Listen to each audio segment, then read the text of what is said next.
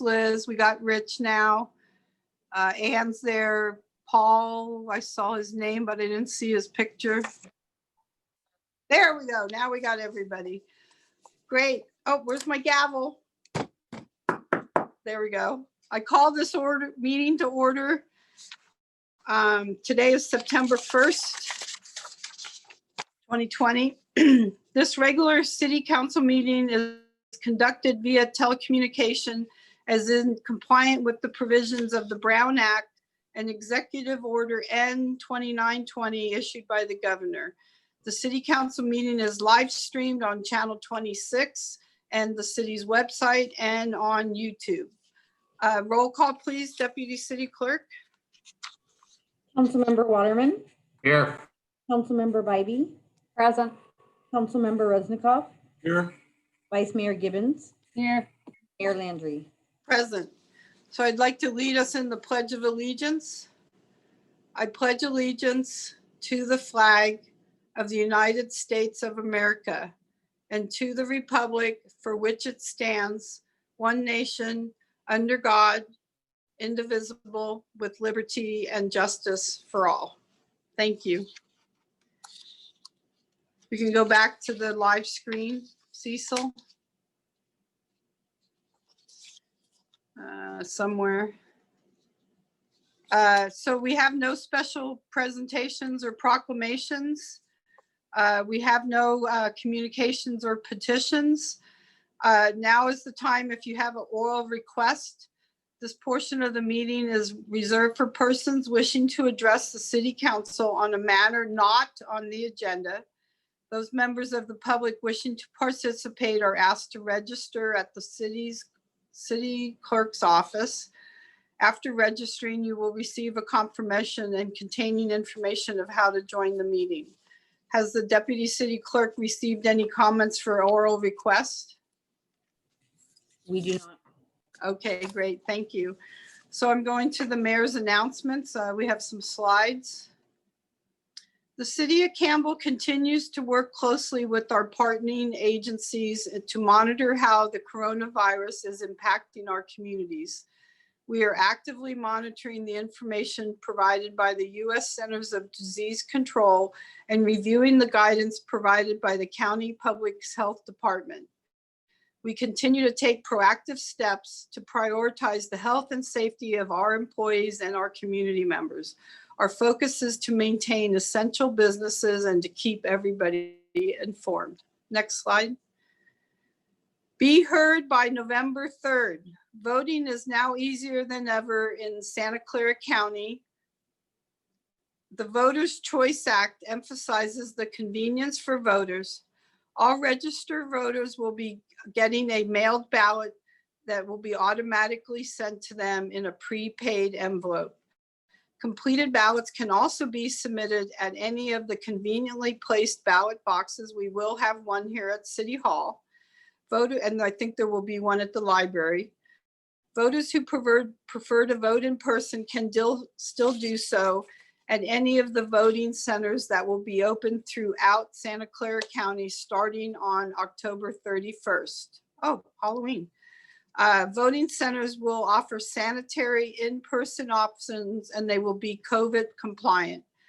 For more information, please visit sccvote.org. Next slide. The DMV is providing an automatic one-year extension to Californians ages over 70 or older for a non-commercial driver's license with an expiration date between March 1st and December 31st, 2020. While the extensions are automatic, drivers will not receive a new card or paper extension in the mail. For more information, go to dmv.ca.gov. Next slide. The City of Campbell is partnered with the County of Santa Clara to offer COVID testing. Community testing is available at the Community Center's Orchard City Banquet Hall the first and third Thursday of each month. So that is this week. And it will go through at this point to the end of September. Testing sites are not designated for those individuals who are showing symptoms of COVID. For more information about testing and the sites, please go to sccfreetest.org. Next slide. Santa Clara County Aging Services Collaborative Caregiver Team is proud to present the 10th Annual Caregivers Counts Conference. This annual conference educates and supports families who are caring for elderly loved ones. This will be a virtual 4-part series events from 10 a.m. to 12 p.m. on September 12th, the 19th, the 26th, and October 3rd. Topics include emotional well-being, paying for care, technology tools, reducing stress, and dealing with parents and resistance. This free event, you do need to register at caregiverscount.net. Next slide. The Campbell Museum proudly presents History at Home and Tasty Tuesday. History can be brought to you via Zoom. Each month, History at Home will feature a guest speaker who will present a topic, share a slide presentation, and answer questions. We may be at home, but we can certainly taste, talk, and treat ourselves to special servings from local businesses. On the last Tuesday of each month, the museum will host a Tasty Tuesday. Each month will feature a different business that will include links to pre-purchase what's available for their tastings and will be sent directly to your home. Then via Zoom, we will meet and taste and talk. There is a nominal fee of $10 for History Hour and Tasty Tuesday. Reservations can be purchased at campbellmuseums.com/shop. In observance of Labor Day, this Monday, the September 7th, City Hall will be closed for business. Limited services will reopen on Tuesday, September 8th. The police department will remain open for limited services. Thank you. All right, next is on our consent calendar. If we can bring Mayor back up. Landry? Yes, I'm sorry, I missed somebody that actually wanted to speak under oral requests. oh, okay, let's go back then. I'll open Okay. that back up for oral, but this is an item not on our agenda, correct? So we have Raja on the line. Okay. Hi, Yeah. Raja, you have 2 minutes. Yeah, this is Raja, 1216 West Hacienda Avenue, Campbell. This is in continuation with the previous meeting of the study session. I also wanted to bring up, even without that, for a while. So the San Thomas Area Neighborhood Plan covers 1/3 of City of Campbell under STANP. It's not fair to have 1/3 of a city under a neighborhood plan. 90% of this area does not have the features that are mentioned in STANP. By continuing this, City of Campbell has effectively created a 1/3 of the city for elites only and created a barrier for affordable housing, effectively eliminating people like teachers, policemen, firefighters, etc. to be in the community. I request to reduce the STANP to the few blocks of continuous sorry, I had my kid with me. Few blocks of contiguous parcels which already have these characteristics. Audrey Avenue by Campbell School used to be a poster child of the characteristics. Now 70% of Audrey Avenue is now paved asphalt for edge to edge without room for natural drainage as mentioned in STANP. The road resurfacing project done by the contractor has actually gone from door to door and has laid paving from edge to edge instead of what is mentioned in STANP. Communities design says STANP has a neighborhood commercial node, but if you see the map, like 1/3 of the city has only one commercial node. So again, this is completely different from GPAC stuff, but the St. Thomas area neighborhood plan should be reduced to the few blocks that has the characteristics mentioned in that neighborhood plan, and not like 1/3 of the city. Thank you very much for your comments. The public open oral request session is now closed again. So we're going to go back to our agenda under the consent calendar. Is there any council members that would like to pull an item from consent?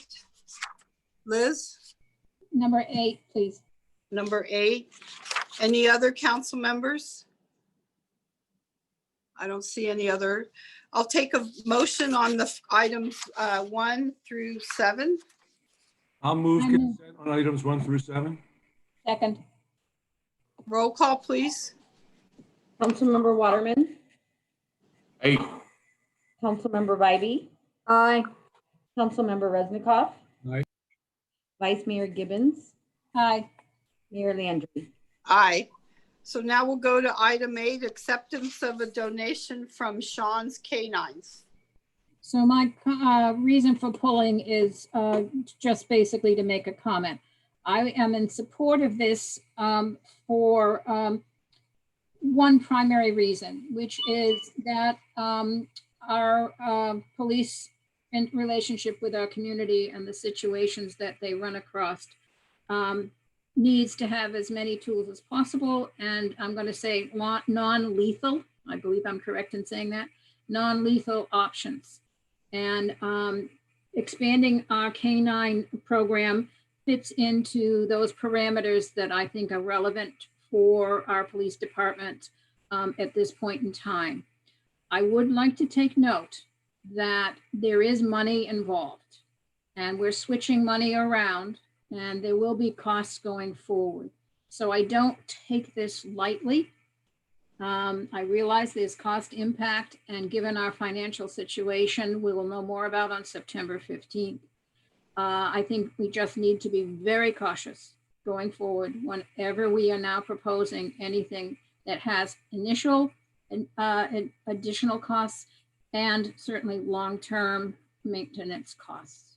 So I just put that out there. I will support it, but go forward with a motion if council so chooses. I would like to make a comment before you make a motion. I think this is great. I do think it's a way to bring in another tool in the police's toolkit.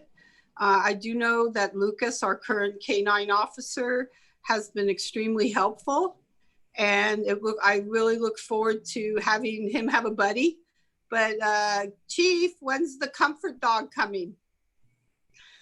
That should be coming on the agenda, the first meeting in October. Okay, and you're going to address Councilmember Gibbons or Vice Mayor Gibbons' comments about the fiscal impact and for both of these dogs, especially when the next one comes forward. And I think the comfort therapy dog is very important. Our officers need comforting. City staff, it would be great to have this dog. And I certainly would support that as a future. And it also could be for our community to have somebody like a dog like that right now. So now I'll take a motion. And I cannot comment because we can't discuss that. With that, I will make a motion that the council, City Council, accept the donation of a police K-9 from Sean's K-9s for the Campbell Police Department. I'll second. Roll call, please. Councilmember Waterman. Aye. Councilmember Vibey. Aye. Councilmember Resnikoff. Aye. Vice Mayor Gibbons. Aye. Mayor Landry. A wholeheartedly yes. Thank you. Great. So next item is public hearing and introduction of ordinances. We're on to item number 9. This is a public hearing to consider a city-initiated text amendment amending the Campbell Municipal Code by adding Chapter 8.42 graffiti abatement to Title 8 Public Peace, Safety, and Morals, and amending 6.10.020 nuisance violations. And we have a presenter for this, Police Captain Ian White. Hi, how you doing? Well, Mayor, thank you very much. And council members, before you tonight is the city-initiated text amendment amending the Campbell Municipal Code by adding Chapter 8.42 graffiti abatement to Title 8 Public Peace, Safety, and Morals, and amending 6.10.020 nuisance violation. Staff recommends that the council take a first reading and introduce an ordinance adding chapter 8.42 graffiti abatement to Title 8 Public Peace, Safety, and Morals of the Campbell Municipal Code and amends section 6.10.020 nuisance abatement. Graffiti promotes blight, degrades the quality of life in the community, is detrimental to public health, safety, and welfare, is often related to gang activity, and may therefore lead to an increase in crime, and if not promptly removed, may lead to the spread of additional graffiti. Throughout the years, our department has worked with private property owners to work on abating graffiti on their property more through a cooperative process. And for the most part, this has worked. As a department, we're always going to prioritize working with the property owners to resolve graffiti issues on their properties prior to any enforcement action. This is also indicated in the ordinance. However, up until this point, the city has had no formal way of enforcing graffiti abatement or recovering costs when the city performs graffiti cleanup on private property. This ordinance that we're presenting tonight to council would declare graffiti a public nuisance, prohibit property owners from allowing graffiti to be placed upon or remain longer than 72 hours on their property, prohibits the possession of graffiti implements by persons in specific public places, prohibits the possession of graffiti implements by persons under 18 years on private property, allows the city manager to implement a graffiti removal program, and establishes cost recovery protocols for the removal of graffiti by a city on the private property. And this also establishes criminal penalty for violations of graffiti ordinance. So that's all I have. If you guys have questions for us regarding anything related to this ordinance. Okay, thank you very much. I'll start with Rich. Questions? Oh, Bill? Yeah, if I can just jump in, I just wanted to point out that you do have a desk item with some clarifications in it this evening. I'd be happy to answer any questions about that. I do apologize that it came kind of late. That there are a number of reasons for that, including the evacuation of my home last week. But in any event, it's mainly clarifications. There was a reference to a statute that no longer exists and a reference to the wrong county in one part that we have straightened out. And if you have any questions, I'd be happy to answer them. Are you back home? I am back home. We got Okay, good. back home last Thursday. Oh, great. Okay, Rich, do you have any questions? Ann? Just that I did have questions earlier about the appeal process, and it has been addressed in the desk item. Great, thank you. Paul? None. Liz? Yes, please. Couple of basic questions. How much of this is a problem on private property? I mean, just a sense of it. I see a lot on Water District property and Caltrans and Caltrain or Union Pacific property. I haven't seen that much on private property. How does that work? How are we doing? Yeah, I think actually right now from the police department's perspective, we're doing fairly well. A lot of the private property owners are doing their own abatement without a lot of encouragement from us. This really came about a couple years back with some property over near the public storage with views to Highway 17. It was getting frequently tagged, and we were having some difficulties with the property owner getting those taggings removed and taken care of. I do believe the city placed some resources into getting that painted at one point. We took some extra enforcement measures. We made some arrests of people actually conducting graffiti in that area, and we were able to kind of resolve that ongoing issue. It was actually quite an issue for a period of time. So I wouldn't say right now there's a big issue, but these are the types of things that come and go. And could it potentially be an issue in the future?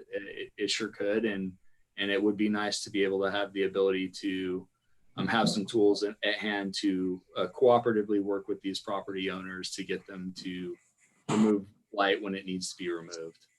Does Okay, that- I see Rich. Oh, sorry, Liz. I haven't finished. Thank you. does that include the Water District and Caltrans? Does this give us any leverage at all for them? That might be one I would refer to the city attorney on. Not really, no. I mean, we can't impose assessments against another public agency. And the railroads are governed by the PUC, so there's a whole nother level of bureaucracy there that we have to deal with. Okay. I'm trying. And one last question. Years ago, we had a really wonderful volunteer group that worked mostly on city property, some on like a wall between private property and city property along San Tomas Expressway. We don't have any volunteer groups doing that anymore, do we? To my knowledge, the police department doesn't have any volunteer graffiti abatement groups. So later on, I'll give you a suggestion on some volunteer groups that you might find helpful. Great. Okay, Thank you. Rich. Sorry, Liz. Rich had a question? No? No? Okay. City Clerk, do we have any public comment people that want to speak? We do not. Okay, great. So I'll bring it back to council. And if anybody have any now comments, I'd like to make a comment about the graffiti over, you had mentioned the storages places off Kurtner. You know, I live over that way. There is one or two businesses that have had graffiti for a while, so I think this will be helpful. Great. Yeah, and I would, Madam Mayor, I just addressed that we do still have a graffiti line and we do still have our CSO program responding to complaints on that graffiti line. So that is somewhere we do have an active approach to it when it does come up. You'll get my call tomorrow. Thank you. Put some levity in these meetings, guys. Okay, Rich, do you have any comments? Ann? No, Paul? Just a motion if you're ready. Liz? Motion's fine. Okay, Paul, go for it. Okay, I'll move that the city council take first reading and introduce an ordinance adding chapter 8.42 graffiti abatement to title 8 public peace, safety and morals of the Campbell Municipal Code and amend section 6.10.20 nuisance abatement and include the desk item as well. I'll second. Roll call, And please. Let's see, do I have to wait for the first vote, then I make the second motion, okay. So we have a vote, a motion and a second. Roll call, please. Councilmember Waterman, Aye. Councilmember Bybee, Aye. Councilmember Resnikoff, Aye. Vice Mayor Gibbons, Aye. Mayor Landry. Aye. Okay. Okay. And I think I'm correct in saying I make a motion that we waive second reading. I gotta read the title first. Okay. Okay, an ordinance of the City of Campbell amending Title 8, Public Peace, Safety, and Morals, adding new Chapter 8.42, Graffiti Abatement, and amending Title 6.10, Nuisance Abatement and Administrative Penalties, to list Chapter 8.42 as a nuisance and amend Section 6.10.200, Assessment of Costs Against Property Lien. You're on mute, Liz. Okay, move second reading, third time. Okay, and just to be clear, the motion is to waive further reading. Second Wait. reading, we still have to do. Oh, waive further reading with the recognition of the desk item this evening. Do we have a second? I'll second. Okay, all in, or roll call, please. Councilmember Waterman, Rich, you're on mute.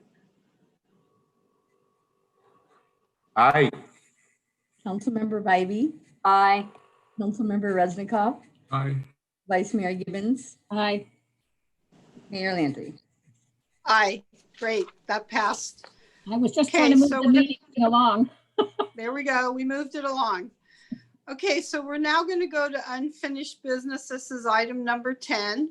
the highlight of our evening here. This is to receive an update on the status of the Campbell Avenue street closure and adopt a resolution authorizing the establishment of parklets within downtown Campbell necessary to allow expanded outdoor dining for 6 months. So I just want to, before Michael makes his presentation, as we noted over the last several meetings, that this has been a trial period. We knew going into this that it was not going to be perfect from the beginning, that we were going to need to make some changes as need be. And so tonight, this is, I think, our third meeting, if not our fourth, on what to do downtown. And so at this point, I'd like Michael Thomas to make a presentation. Okay, all righty. We'll get started here. And can you folks see a title slide, a white title slide with black text? Yes. Okay, all right, I'll get started. All right, good evening, Madam Mayor and honorable members of the council.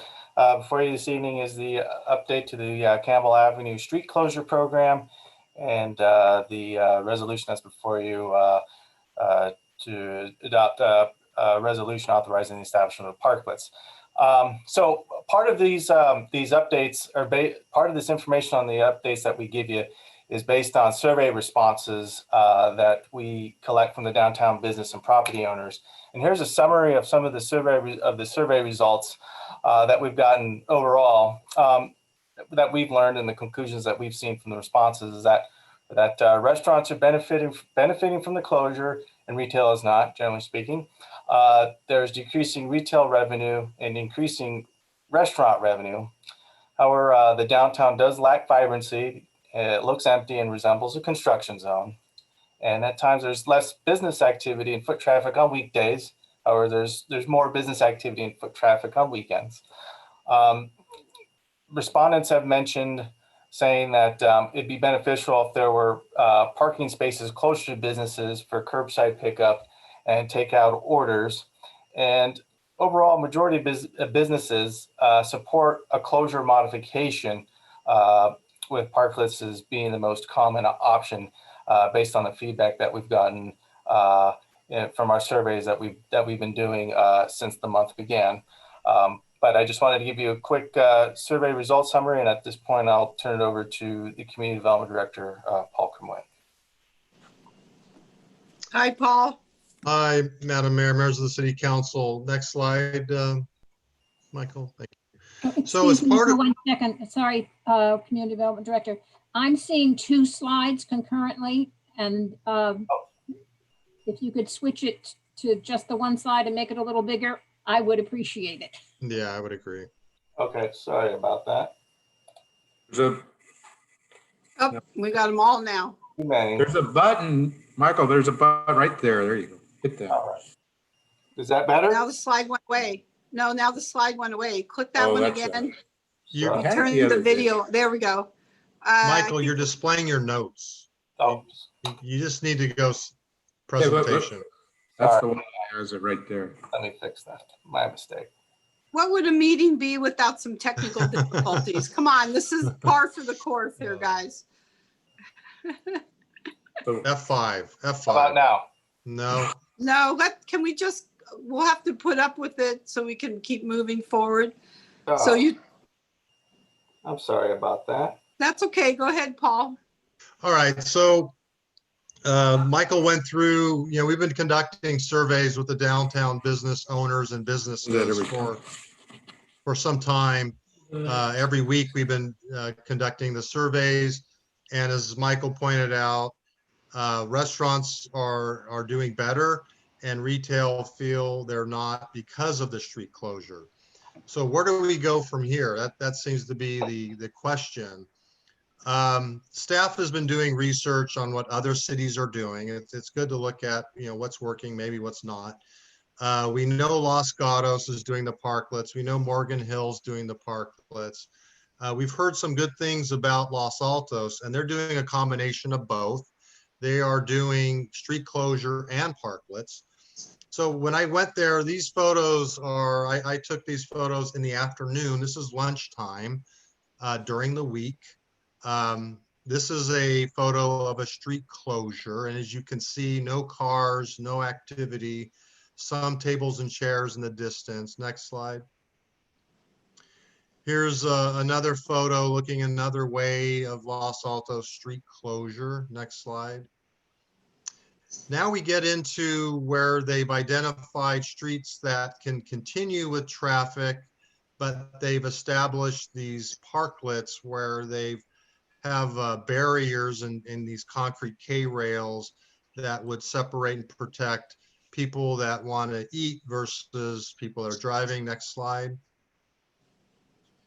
Here's another example of the parklets where they allow cars to continue to populate the streets. Next slide.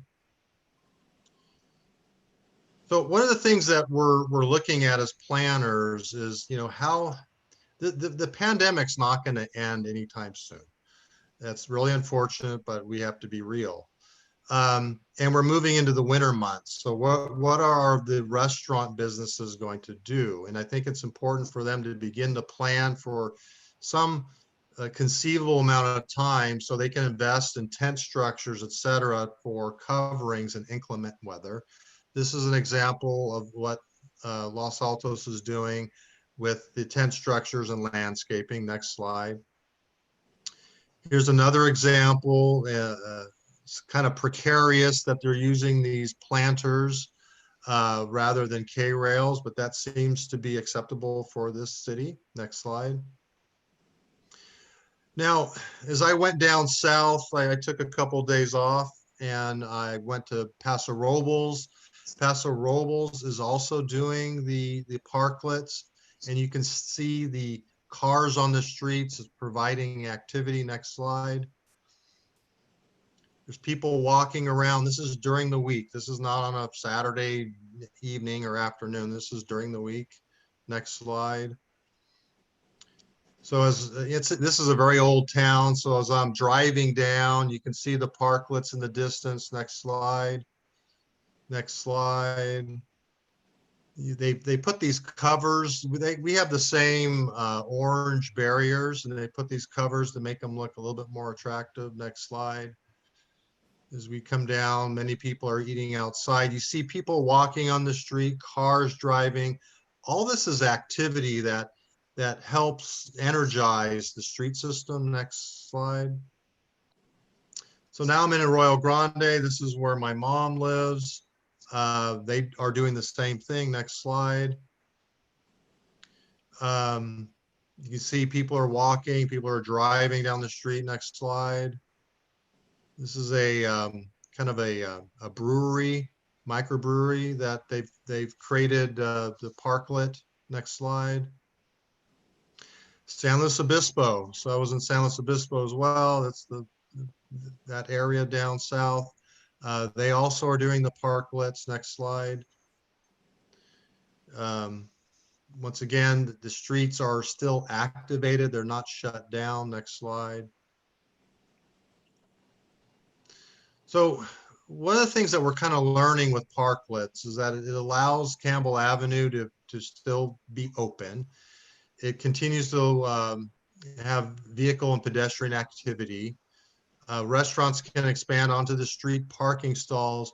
And what we're thinking is that they wouldn't be restricted to just their area. They'll be able to expand beyond, because that's one of the concerns of the restaurants is if we revert to parklets, then we're decreasing our dining potential. So we're trying to strike this compromise. The retail really likes the activity, the vehicles, the pedestrian, but then you have the restaurants that want more dining. So where do we strike that balance?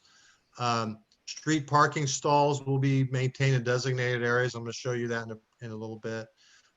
This provides kind of a long-term solution without change, and I think that's important because the public also likes to see continuity and consistency with the built environment. And if the public comes to the downtown and it's designed one way, and then the next month it's designed another way, and it becomes confusing. And I think getting back to some new normal is important. Also, the area will allow canopies and potted plants, and we really need to help beautify the street system to make it inviting for the public to want to visit the downtown. Next slide. So we looked at the different restaurants that would need additional seating capacity. And what we created is you know, you can look at it as an area plan. It's a long-term plan. This is the most extreme situation possible to strike that balance. The dashed lines represent where barriers could be placed to allow for outside dining opportunities. The areas that don't have the barriers, of course, will be for street parking. And here's that balance. We're striking that balance between allowing restaurants to expand to the greatest extent possible without impacting the retail who want the on-street parking, who want the drive-ups, and they've stated numerous reasons why that is important to them. Next slide. So there are certain restaurants and food establishments that need more area, and we've identified those here. And obviously every block is a little different, but as you can see, the majority of the streets still have on-site parking, while the minority of the streets, if you will have expanded areas to have their dining. Next slide. Now, First to Second Street is you know, you're seeing a little bit more occupied by the restaurant area. And we did that because there is a lot of different food establishments in these stretches. Next slide. And then this is Second to Third Street, where you have a Keys there on the upper part and Campbell Brewing on the lower part. I was speaking with the Public Works Director today, and he mentioned a pretty interesting point that Campbell Brewing, for some reason, is not occupying the street for whatever reason. I don't know. Maybe Michael knows. But you know, once again, this is a worst case situation. If Campbell Brewing doesn't want to utilize that space, we can certainly remove it and revert it back to parking. Next slide. I think that's it, Michael. So we just wanted to float this idea of a parklet being a viable longer term solution than what we've pretty much, as you pointed out, Madam Mayor, this has been a test of closing down the street. I think we've all been disappointed with its performance. And you know, maybe this is the right time to reopen the street and look at a parklet. You may have other ideas to pursue and discuss, and of course, staff is here to help in forwarding your wishes. If you have any questions, that concludes staff's report. Thank you. Okay, great. Thank you, guys. It's been a lot of work on your part. I think the community appreciates that you've been doing the surveys every week. You did some traveling here, Paul, going around all the places. I'm supposed to be on vacation. Okay, Never I on was vacation, right? We didn't get any Okay. postcards. Yeah. Rich, do you have any questions? Paul, Ann, questions? I do. I'm sorry, Ann first. Do you have questions? So you mentioned that the Campbell Brewing Company isn't taking advantage of the parking space or the street space at the moment.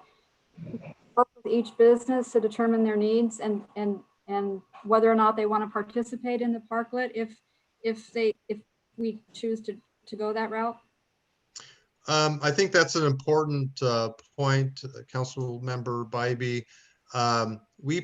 We drafted this layout as kind of being the most extreme case. Now, should individual restaurants not want to utilize the parklet for expanded seating, which I would have a hard time understanding that they wouldn't, certainly we can pull that back and not dedicate that area for dining.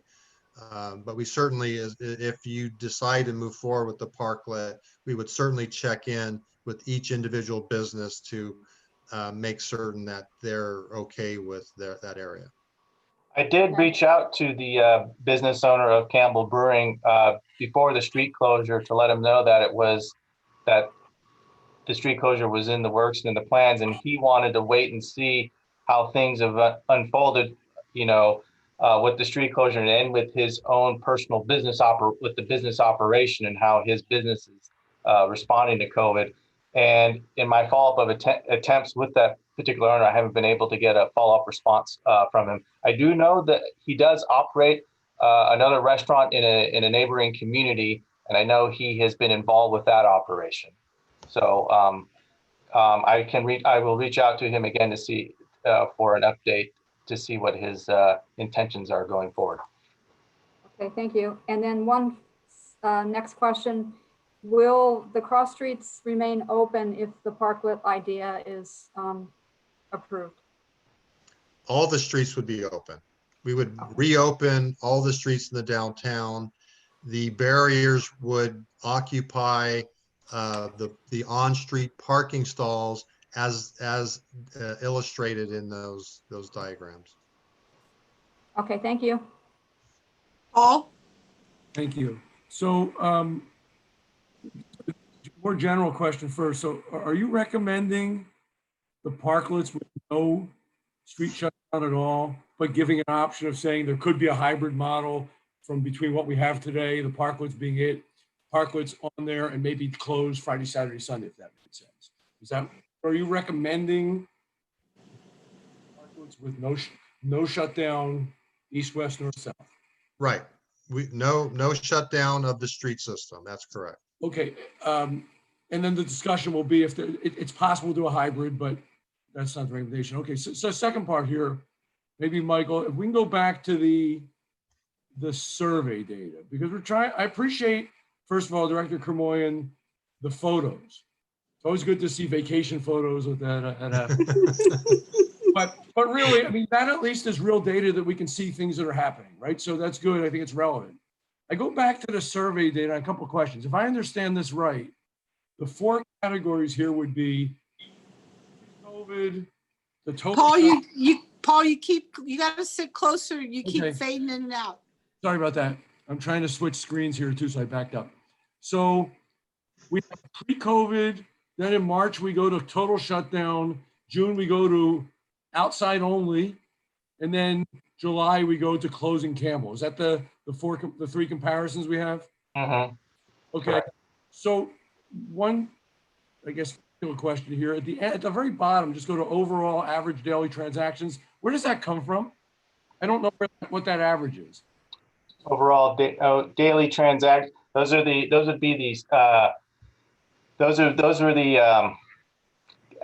averages.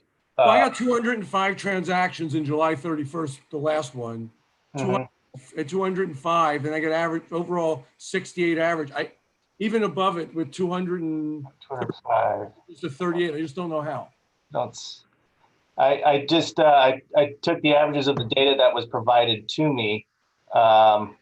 So I just averaged that out. From what? I mean, how is that? It's not number of respondents because we have 15 respondents. Yeah, it's based on those are the average daily transactions that those business types reported in the data when they answered that survey question. So, for example, with restaurants, those restaurants combined to average, for example, between June 5th and July 30th, the restaurants averaged 191 daily sales transactions. So why is the overall 38 as well? I'm asking the overall number. 38 number. Okay. 191 and 22 divided by survey responses isn't, I don't think it's 38. What does that mean? That's why I'm trying to wonder what that means. Trying to look at this data to help. We're doing all this by feel. We're spending time on surveys. I'm trying to figure out what can I take from this and help make the right decision. And I don't understand what that number is. Yeah. Looks like I may have miscalculated, so I apologize there. Okay, so let me go to 31st. So obviously we would expect in March everything. I mean, it's 96% down, 100% down. It's just horrible. I'm surprised the restaurants are only down 17%. That makes no sense, right? That the restaurants be down 17%. went just from takeout only. I would expect them things to come back when the street opens. Now we get to the last one where we close the street. Anecdotally, we know that restaurants say it's good and retail says it's bad in general. And I believe that. I have no reason not to believe it. When I look at the results, I see that restaurants transactions went down on a daily basis when we closed the street, although the revenue went up a few $100s. And then retail had more transactions, but the revenue went down. That's exactly not what we're hearing. We're hearing that restaurant transactions went up and revenue went up and retail went down. This actually shows the opposite, right? 191 to 179 in transactions and 22 going up to 23. Even though it says -4%, it's not. It's the other way. It's probably 4% up. But that's not what we're hearing from the retailers that are probably going to speak tonight. And it's not what I'm hearing when I spoke to the restaurants who said closing the street did in fact help. This says it hurt. So I'm trying to understand if we're going to do these surveys and take their time, what are we concluding from here? July 31st, August 23rd numbers seem exact opposite to what we're concluding. Fair enough. Again, this is data of folks that did provide that information. Not all respondents provided information to these types of questions. Some left them blank or did not respond to them. So this is the information that I was able to gather from those who responded. Not every respondent provided this information. But if the number of respondents in the last category are well below the ones in the third category, then there's no comparison. We can't compare. We can't compare if the same number of respondents didn't respond. Right? You know, let me jump in here, Councilmember Resnikoff. Yeah, I'm really good. I'm saying Well, is we have this data to help us, but I don't know how to use it. Well, and we're in the same boat. I mean, the beauty of a survey is you ask few questions and it's pretty much point blank. The first surveys were 5 or 6 questions. We expanded the survey to 8 or 9 questions based on, I think you made a point the last meeting of wanting to know dollar figures of what actually is increasing or decreasing. What we found is there's a reluctance to give us that information. Quite frankly. I get it. And what we can really rely on is, you know, Michael and me talking individually with business owners. And what we hear is, like you pointed out, retail, they really want the street open. They want it reactivated. Restaurants, they want as much seating as possible. So I mean, if there's anything we can glean from these surveys, that's pretty clear. Well, I agree with all of that. The only problem I have if we're going to continue these is it would seem like, I think he hit the explanation, if fewer restaurants responded, then they have fewer transactions. But we're looking at this data relative. It went up 4%, down 3%, but we don't really know. I do believe anecdotally is right. Talking to restaurants and retailers, retail's way down. Restaurants, I think, took a big jump, I've told by a couple, when the street closed. But that's not what it shows. I don't know if it's worth doing these surveys because we have no consistency. And we're getting the same responses too. We're not seeing much fluctuation. Yeah. And and like I said, not every restaurant or not every retailer is sharing this information. A limited amount are. But are the ones, Michael, who shared in the third category, are they the same ones who shared in the fourth? There's some slight changes, but mostly it's the same.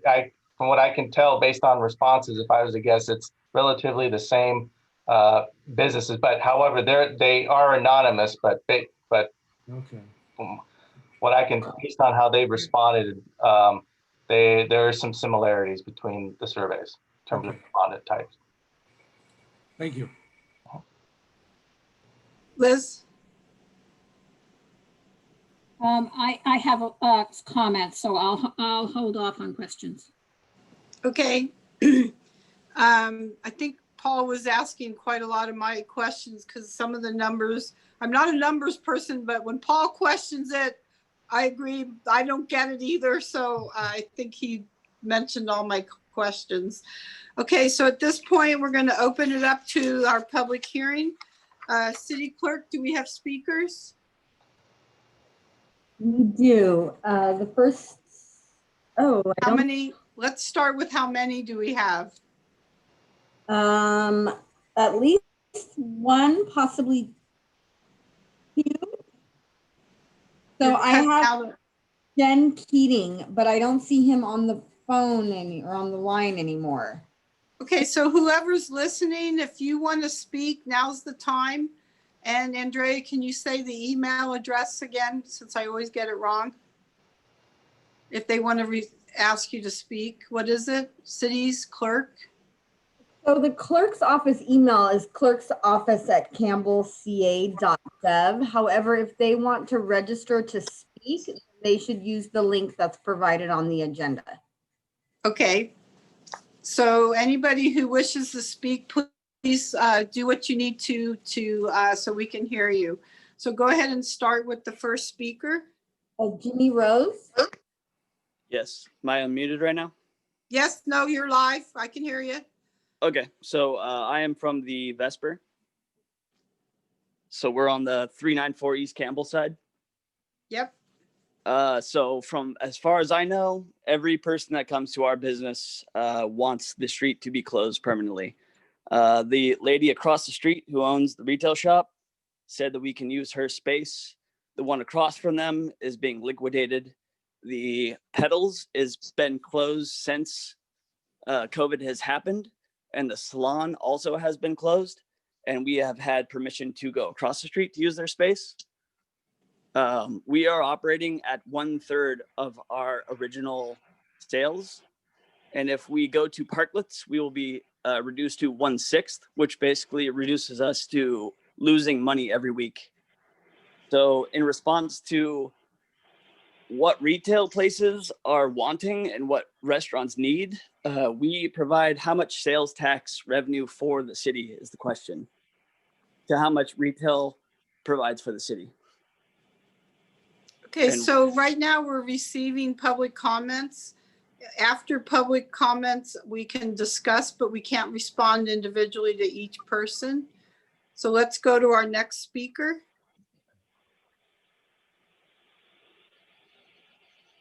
Christina, are you wanting to speak on this item? Hi, did you call for Christian? Yes. Hi, this is Christian. I'm a Campbell resident. I know someone who has been affected by the closures, or actually, I'm sorry, I live with somebody who's been affected by the closures of the businesses on Campbell Avenue. And I would just like to comment that on the importance of the street closure, that although the street closure may have boosted the restaurant's sales, this is from a place where there was minimal to no business occurring, and there are still plenty of people who have not been re-employed by the loss of revenue, obviously, of these businesses. So I'm just here in support of the community to keep all the people in the heart of the city employed. I believe we need to be doing the best we can to have as much space for these businesses to operate under these conditions while we're living in these lockdown times. So thank you for your attention. Thank you. Any other public speakers? Andy, are you wanting to speak on this item? No, I'm not. No, I'm not wanting to speak on this item. Thank you. Anybody else? Madam Mayor? Yes. I got a message from a business owner, I think, that wants to speak, but I think they're having some confusion about how to get in. City Clerk, do we have anybody else waiting? So I just received an email as well. I replied back to her that she can speak if she can log on. So we're waiting, I think, before we close the public hearing, Madam Mayor, I just want to say, I think Brooke wants to speak, but she wants to know how to get in. So I just wanted to hold you off from closing the public hearing. Okay, so City Clerk, can you tell us her again how she can get on to Brooke? So Brooke is already registered, so she should just use the confirmation registration link that she received earlier today. Paul, do you texting her? I'm gonna try, yeah. So Brooke, if you're listening, there's a link in the information sent from the city clerk, because you are showing up as being on this meeting. She needs to just do the dial-in. You can do that if that's easier. Let me see if she gets it.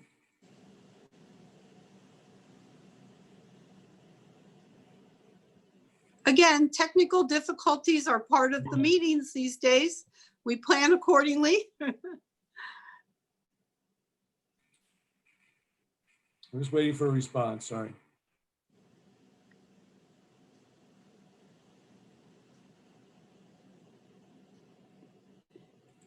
Yeah, she said she tried, but it didn't bounce back to her. I'm not sure what that means. It bounced back. It didn't bounce back to me, she said. Is there just a line you can do on the phone? Is that easier? That's what she was saying, is have her call.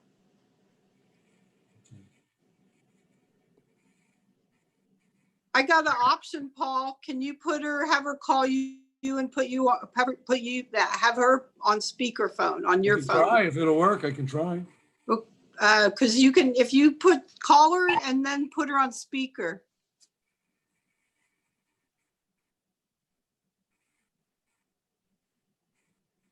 One second. We're waiting. That's smart, Susan, Mayor. Thank you. Thinking outside the box as usual.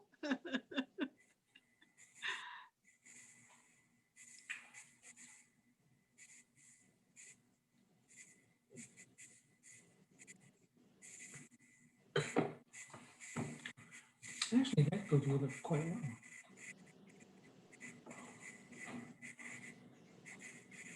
Okay, Madam Mayor? Yes. So I'm sorry, you moved on my screen. I can find it. She said thank you, but she's fine. She just commented that just what we heard before about retail, that her sales are down about 50% once the street closed. So that's her point. So that was Brooke. She's one of a retail bombshell boutique. Okay. Madam Mayor? Thank you. Yes. I also believe that she submitted a desk guide. Can we read that into the record as prefer that? I can read that if you like. Yes, please.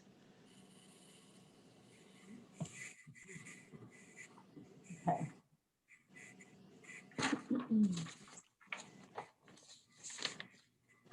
Whom it may concern, my name is Brooke Ramirez and I own Bombshell Boutique in the Courtyard. Bombshell opened in Campbell in 2006 and I hope to remain open in downtown for years to come. I have served on the DCBA board for many years. I have been the coordinator for several events and I am currently involved with the toy program, Easter parade, and more. I believe in giving back to the Campbell community as much as possible, and I support most all of the businesses located in our downtown. The 3+ day street closure on East Campbell Ave has been detrimental for my retail business. From my understanding, it has not been beneficial for other downtown Campbell business owners as well. Sales are significantly down. Customer visits are significantly down. Foot traffic is significantly down, and morale is significantly down. I have seen that many other local downtowns have reopened their streets after closure, and I am praying that Campbell follows. If not, I do not feel as though my retail business or others will make it. One retail shop in the Courtyard just closed their doors this week. I understand that restaurants are struggling due to closed indoor dining. I understand that alcohol sales, DoorDash, and other delivery services, outdoor dining, takeout, and a 17+% COVID surcharge and et cetera may not make up for their losses. However, I do not think that it is appropriate to keep the streets closed any longer and negatively affect so many businesses any longer. I have heard restaurant owners are pushing for a permanent or semi-permanent street closure. I truly hope that the city of Campbell does not allow for this. I would personally like to see the streets open with traffic flow and parking, and parklets allowed to restaurants for outside dining. I believe that this is a relatively safe compromise for most businesses. And I, for one, would like to see all the businesses thrive. I very much appreciate your time and consideration. Thank you for all your service. Best, Brooke Ramirez. Thank you, Brooke. Do we have any other public speakers? We do not. Okay, so I'm going to close the public meeting and bring it back to council for discussion. Rich, do you want to start? Yeah, I mean, let's see if I can say it quick. I guess I see a lot of sides to this. It's hard with the statistics, and I know, you know, if we open it up, the Vesper's going to have more problems. Keep it closed, obviously, Brooks Place will have more problems, and I don't know if it's not worth us saying, you know, we add up X and Y that it's better to close or open. So I don't really want to go there. I think that Director Kumarian has a good idea. I also believe, I know I'm going to get some argument from the council on this, but it's less controversial. I don't think we're going to have to wait 6 months. I think we're already seeing it's looking better. If you look at the paper every day, which I do, and at some point, you know, I think there will be, sooner than later, they're going to allow the restaurants to open again. At least, I don't know if we ever did here, certainly in Palm Springs, restaurants open, there wasn't a big, so my guess is within the next month, you're going to see a lot more opening allowed. We're starting to see that now. And again, I know certain people are at least giving a look like they don't agree with that. That's okay. We'll see where it goes. I don't think it's going to take 6 months for everyone to be able to bring people in. It may not be at 100%. They may tell the restaurants you have to do 50% and keep the tables 6 feet apart. I suspect we're going to see that in the next month or so. It's here nor there. I mean, we could start with Director Kamorian and his group's idea that's put on here. And then if it looks like in a month or two, we can start drawing some of this back, that's fine too. I don't see this going on forever. I think we're seeing very positive signs at the state level and very, very positive signs at the county level. Thank you. Thank you, Ann. And also, Ann, as our DCBA downtown person, if you have any comments from them. I don't have any current comments from them other than what the survey and then the email that Brooke sent. When the council decided to close the street, it was with the understanding that it was a trial and we needed to see how it went. And as everyone else has expressed, I'm disappointed with the result. I thought there would be more activity and there isn't, I mean, obviously. And so in analyzing it, to me, there were two options: to open the street, to close the street, you know, maybe Friday, Saturday, and Sunday, and then open it up during the week. But I realize there's a lot of challenges in that, particularly in the staff setup and take down and the extra effort that's going to take. Parklets were my third option, but in hearing the discussion and listening to the director's report and Michael's report, I think that might be the best option. I know that there are pros and cons with it, and to me, it's all about compromise. I really feel that the retailers are suffering by having the street closure, and I think the parklet idea is a better option. It's going to allow the street to be open, traffic to come through, more vibrancy, more pedestrians. I know restaurants may not be that happy with it because it may reduce some of their seating capacity, but I think in the long term, if we make a commitment, we're going to do this for a certain period of time, all businesses can adjust and kind of figure things out and how, if they can participate, what their bottom line is going to be.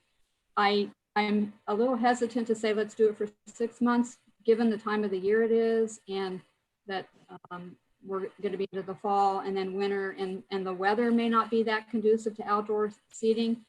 But willing to, give it 3 or 4 months and see how it goes.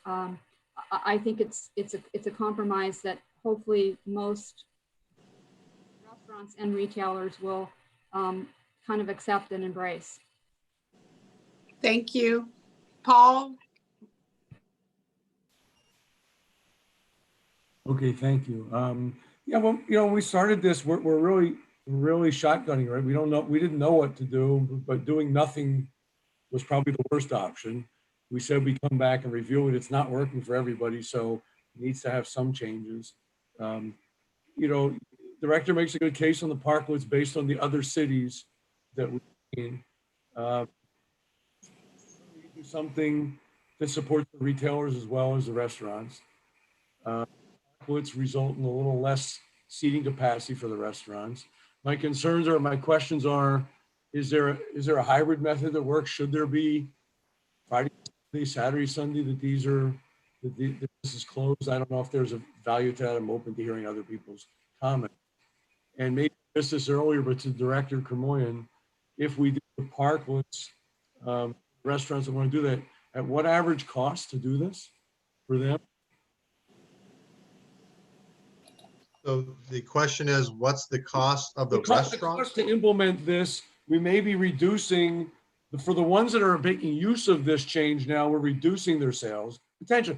I'm saying, take back, reducing their seating maybe, and incurring a cost to do this that might be temporary. So I may have missed that earlier in your talk. Yeah, there would be a cost of the city, right? So the city, your proposal was the city invest the money. So the city would, well, that's what we've been doing, right? The city's been holding the burden of paying for the barriers, installing them, and then inevitably removing them.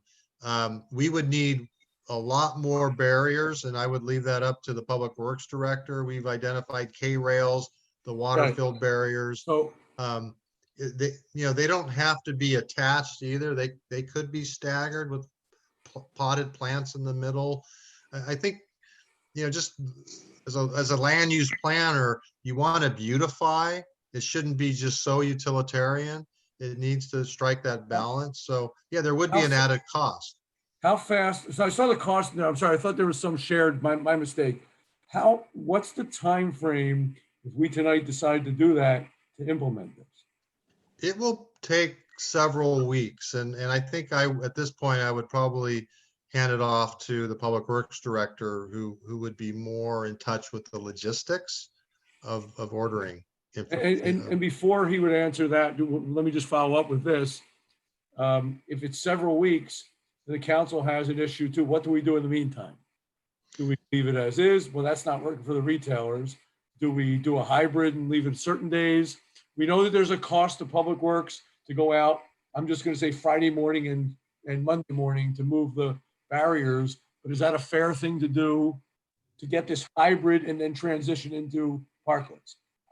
Yeah, I think that may be a reasonable thing, but let's hear what everybody else has to say. Right. At the end of the day, it's really what does the council want to do? And in my mind or staff's mind, it would be just let's continue with the street closure until we can have everything in line to create and conform to a parklet design. Or the alternative is we open the street now and then in 2 or 3 weeks convert to parklet. So the first one doesn't help the retailers. The second one hurts the restaurant. Yeah. It's 6 of one, half a dozen other. I know we have a very tough issue here, and that's why I was saying maybe the answer is that we transition through a hybrid that helps the retailers the majority of the week and lets the restaurants recover some money on their busiest days. And we might see in that period of time how it helps the retailers, frankly, in the days it's open. Just a thought for the rest of the council. Let's hear from Todd too. And then we have Liz hasn't asked questions, or me. Okay, well, thank you very much.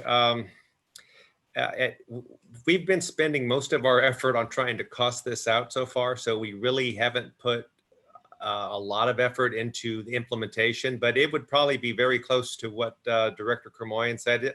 I'm anticipating that it's probably 3 to 4 weeks out for implementation.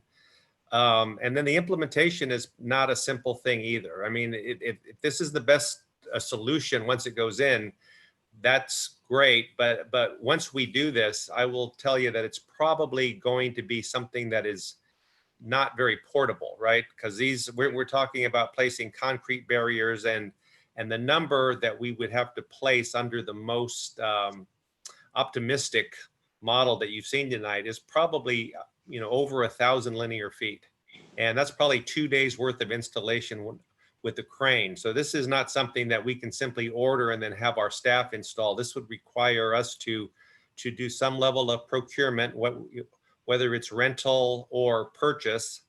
I would probably recommend that if I'm hearing the timelines that I think I'm hearing, that we'd probably go more toward a rental implementation. But we'd also have to hire very likely an outside contractor and bring in a crane. So I think to put all that together, we're probably in that 3 to 4 week time frame. To go back to this notion of doing a kind of a hybrid in the interim, or even a hybrid beyond that, that's very doable. I think these water-filled barricades are something that we have the in-house capacity to have our staff maneuver, because they're so much shorter, and by virtue of that, they're so much lighter, and so we can move those around with equipment that we already have in-house. The challenge to that is that if we go to that model where we open the streets on weekdays, we really can't create any parklets to speak of, hardly at all, because we've only got about 150 feet of these in our possession now, and the model that you've seen tonight is closer to 1,000 or 1,100. So there could be some interim model where the streets are closed on the weekend, and then we reopen them up Monday, and then we can turn the street closures on the intersections into relatively short parklets that are nearer to each intersection. And we could do that in this interim period as we move to parklets. And frankly, we could even do it longer than that if the council would like to do it longer than that. That it's a little bit staff intensive, and it would basically require the better part of the streets crew every Monday and Thursday or Friday mornings, wherever we land on. But these things are all possible. I think what you will find is that the largest cost that is part of this would be the procuring and the implementation of the K-rail. So that could be as much as 30,000 of a purchase of K-rails, or we could rent them in the neighborhood of about 5,000 a month. But if you think that we're going to be doing something closer to 5 or 6 months or beyond, that's when it starts to make sense to make a purchase. And then I've already talked about the installation and what we'd have to do at the installation and at the removal. So any more particular questions, happy to answer. Paul, let's go to Liz. Thank you. Okay, thank you. So I appreciate where staff has taken us in the report. So I'm going to start at a big level and then count down to some specifics, I hope. As was indicated in one of the comments tonight, I think from Brooke, we have 10, maybe even a dozen vacant retail storefronts downtown now. It's, I think, at least 3, if not 4, possibly 5, probably 4 are a direct result of COVID. And one of the things that we've all worked very hard on, including the recent C3 zoning changes to allow more types of businesses. We know as a city that there's a vitality between retail and restaurants that all contribute to the success of the city. Having open storefronts or vacant storefronts does not present a viable community. So I believe the city has an obvious commitment to downtown and to maintaining retail. And expressing it in a way that will facilitate down the line of having the vacant retail be filled. So I'm looking at it from a big picture. We know that the retail we have downtown has been able to survive this far, and now they're not. So I think there's motivation to make a change that's being proposed. I also think that the DCBA is critical to our sense of community. They volunteer and put on vast number of major events in our downtown that our community would not be the same without. It's not the city that puts them on, it's the DCBA, and it's the DCBA membership that is predominantly retail, some restaurants, but predominantly retail. So there's a lot of motivation to support both restaurants and retail. We can't sacrifice one for the other. So that's where I'm coming from. I also think it applies to salons and fitness studios as well. So there's a big range of things that we want to be able to support. So I think we have to take one more step out of our comfort zones, to quote the mayor. Community development and public works. I think it would be helpful if we could think like the retail and restaurant businesses, not so much like our own territory. I think we need to help get out of that thought process. I do have pictures of other cities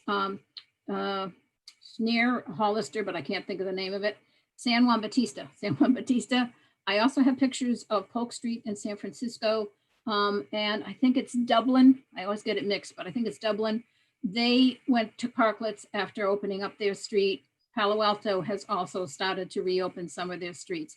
Some of these examples don't use the K barriers all the way through. San Francisco's Polk Street is a major street, and they don't use K barriers. Not that we don't necessarily want to use them, but I'm just saying there is a lot of flexibility on how we could go about doing this. So I would like to encourage us to be as open-minded and flexible as we can be. I think I support the parklets. However, Councilmember Resnikoff, as is often the case, has brought up a relevant point, which is how fast can this be done? And I'm distressed to hear that it would take 3 or 4 weeks. I don't think that's good enough. We have to do something. We need an interim solution. And maybe the interim solution becomes the permanent solution with weekend closures and not parklets. I'm open to discussions, but I think the point made is very relevant. For reference, Saratoga, Highway 9 through downtown Saratoga is a state highway. They've done parklets. They may have found an easier solution. I don't know. So if we go, so I'm in support of making a change. I'm in support of parklets, but not at a 3 to 4 week time frame. Not sure what that means, but Councilmember Resnikoff may have something more to contribute. In terms of parklets, I think this is a place where working with the individual businesses is really important, because there were restaurants like Brown Chicken, Brown Cow that has been utilizing public space. There are some restaurants that don't need it. El Guapo, for example, has not been using the street they used it one weekend and have not been using it since. They've gone out back. Tesora's is using the street. They could use the parking lot beside them. So the one there that's the biggest issue is Sushi Confidential. At Aki's, not Aki's, OPA. At OPA, and I think staff's diagram, from what I could see, also Trattoria 360 would go around the corner.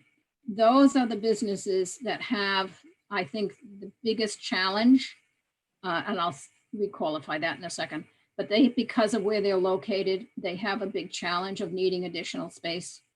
And if they go around the corner, that will help.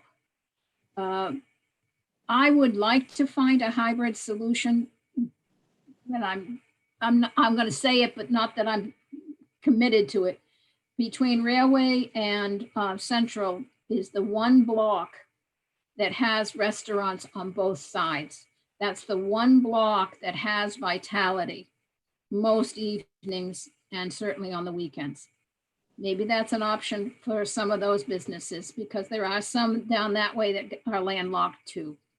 So I don't think we should assume that only restaurants want the parklet. Some retail might.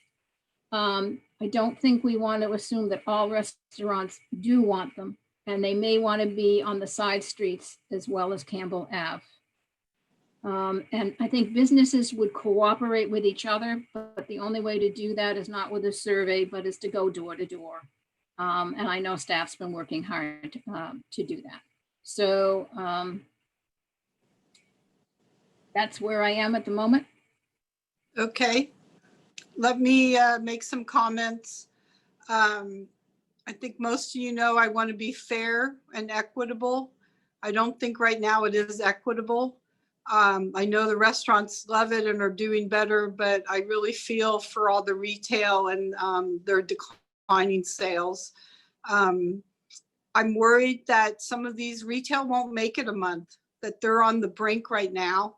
And in a week or two, they could basically have to close. So I don't want this to take a month. I did have a question, Todd. Do we have to go to the concrete K-rails? There's Ken Johnson with the chamber and I had talked, there's these, not the most attractive, but at Home Depot, you can buy the little concrete blocks for the corners. You can put some wood planks, everything's pre-cut. They basically, you buy the parts and you can build a 3-foot by 3-foot planter, a couple, you know, like 2 or 3 boards high. Can those be used? Because then we could put trees in containers in the little boxes, not even have to bring in soil. So are there other options? Because to me, the K-rails are hugely expensive. We don't want to bring in a crane. The red or the orange ones are a little on the ugly side. So do we have any other options of how to get this done quicker? We probably have other options, and I think those options are largely along what the vice mayor described, in that you know, this layout that you saw tonight was about 1,100 feet of closure. Now that certainly does not have to be 55 20-foot long K-rails out there. And I think it would make a lot of sense for us to kind of mix and match at the very least, you know, to increase the level of aesthetics, and we'd like some planters and we'd like other things that look a little bit nicer. But we're also trying to balance that against safety and to some extent liability, because we do want people to have a safe environment. So I'm not necessarily advocating that if we close off 40 feet of parking stalls that it needs to be 40 feet of concrete K-rail. It could be some combination of some vehicle barrier. I think maybe largely at the beginning of the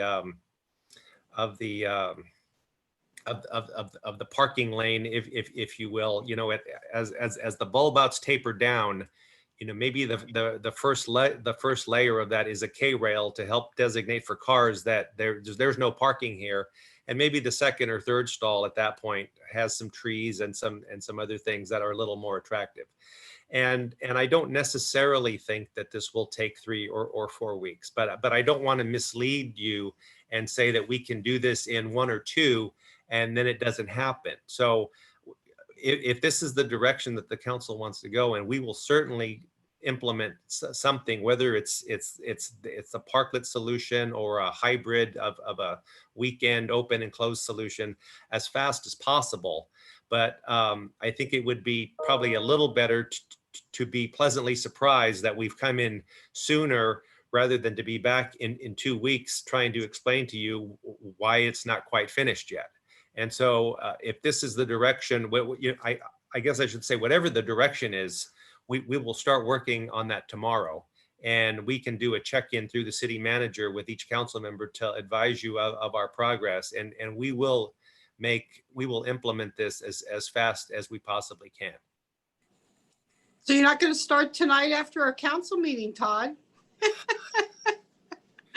You know I'm joking. I need some GPAC members to help me. What about the option of maybe the block from Railroad to Central staying closed and opening the other blocks with parklets? Is that an option to have that type of hybrid? I think anything is possible, right? I'd be a little concerned of what that would do to traffic patterns, because we as many of you know, and you probably know this better than me, that you know, not only is downtown Campbell a nice place to shop and to eat, it's also a nice place to drive through. And we do see a fair amount of traffic when Campbell Avenue is open that kind of peels off Orchard City Drive in the evening. So people kind of, you know, peruse the downtown, and traffic stops. It tends to stack up at the light rail tracks. So closing that last block without some kind of advance notice that, again, would resemble a construction zone, would kind of automatically throw all that traffic back onto Civic Center Drive, because, or into Orchard City Drive. So it would be interesting to see how that would really impact those intersections. It's kind of unfortunate that that's the last block, because I think that makes it the most challenging. It might be much easier if it were the first block instead of the last block. So I'm not really sure how to treat that block. I mean, we have to kind of maintain our 20-foot fire lane in there anyway. So, you know, that might be something that we could try over this interim period of opening on weekdays and closing on weekends. But I'm not sure what a longer term impact would be of leaving one block closed, or having, you know, kind of a periodic open and hopscotch type closure through there. Hard to say at this point. Okay, Anne, were you raising your hand to make comments? I just wanted to talk a little bit more about the K-rails and the barriers, and maybe coming up with a solution that is, as I've traveled around and have looked at other cities that have these closures and parklets, namely Los Gatos, Willow Glen, and Saratoga, it's a variety of different parklets, not one particular, you know, plastic barrier or concrete barrier. In fact, Saratoga has the plastic barriers. And I ate outside at a restaurant there last week, and right on the bend there of Highway 9, and, you know, cars come at a pretty good clip there, and they're using the plastic barriers. So I guess I'm kind of in this quandary about what would be the better solution. I mean, I am very safety oriented, and that's one of the reasons that I'm hesitant about the parklets, because the cars are right there and the traffic is right there. But in Campbell, it's a straight shot through, so there's no curves. Everybody, you can see traffic, you can see where the barriers are. It's not like it's going to be an obstacle course or people racing through there or going through bends. So if there's a way to come to some better solution, a combination of barriers, that might be a better way to approach this. Rich, I saw you raise your hand. I mean, it's probably a question for Brian. Brian, I'll wake you up there. So, and again, I'm paying more attention in other counties where there's a lot of discussions again about gradually putting that now's kind of the time in the next month to open. I know Santa Clara is always behind, but has there been any discussion at these county meetings that, I'm not talking about 100% restaurant opening, but I think they were talking 20% or 25% type of thing. Is that any, or with this county, we're going to have to wait till February or March? Or, today is, but that's a long time. Yeah, Council Member Waterman, appreciate it. And I don't know that I have a hard and firm answer to it. I can tell you what we're hearing right now on our county EOC calls is that our new designation under this state, you know, plan is this purple designation. which we were told to not expect any discussion or expect changes for at least 3 weeks. So it seems That's not very long, right? we're on this 3-week planning period, and then in 3 weeks, we'll know whether we should be waiting 3 more weeks. So it's kind of 3-week wait and see. Yeah, it's weird because the county death rate is very low, but I guess they use other thing to get to purple. Okay, thank you. So I'm very concerned about how long any transition is going to take.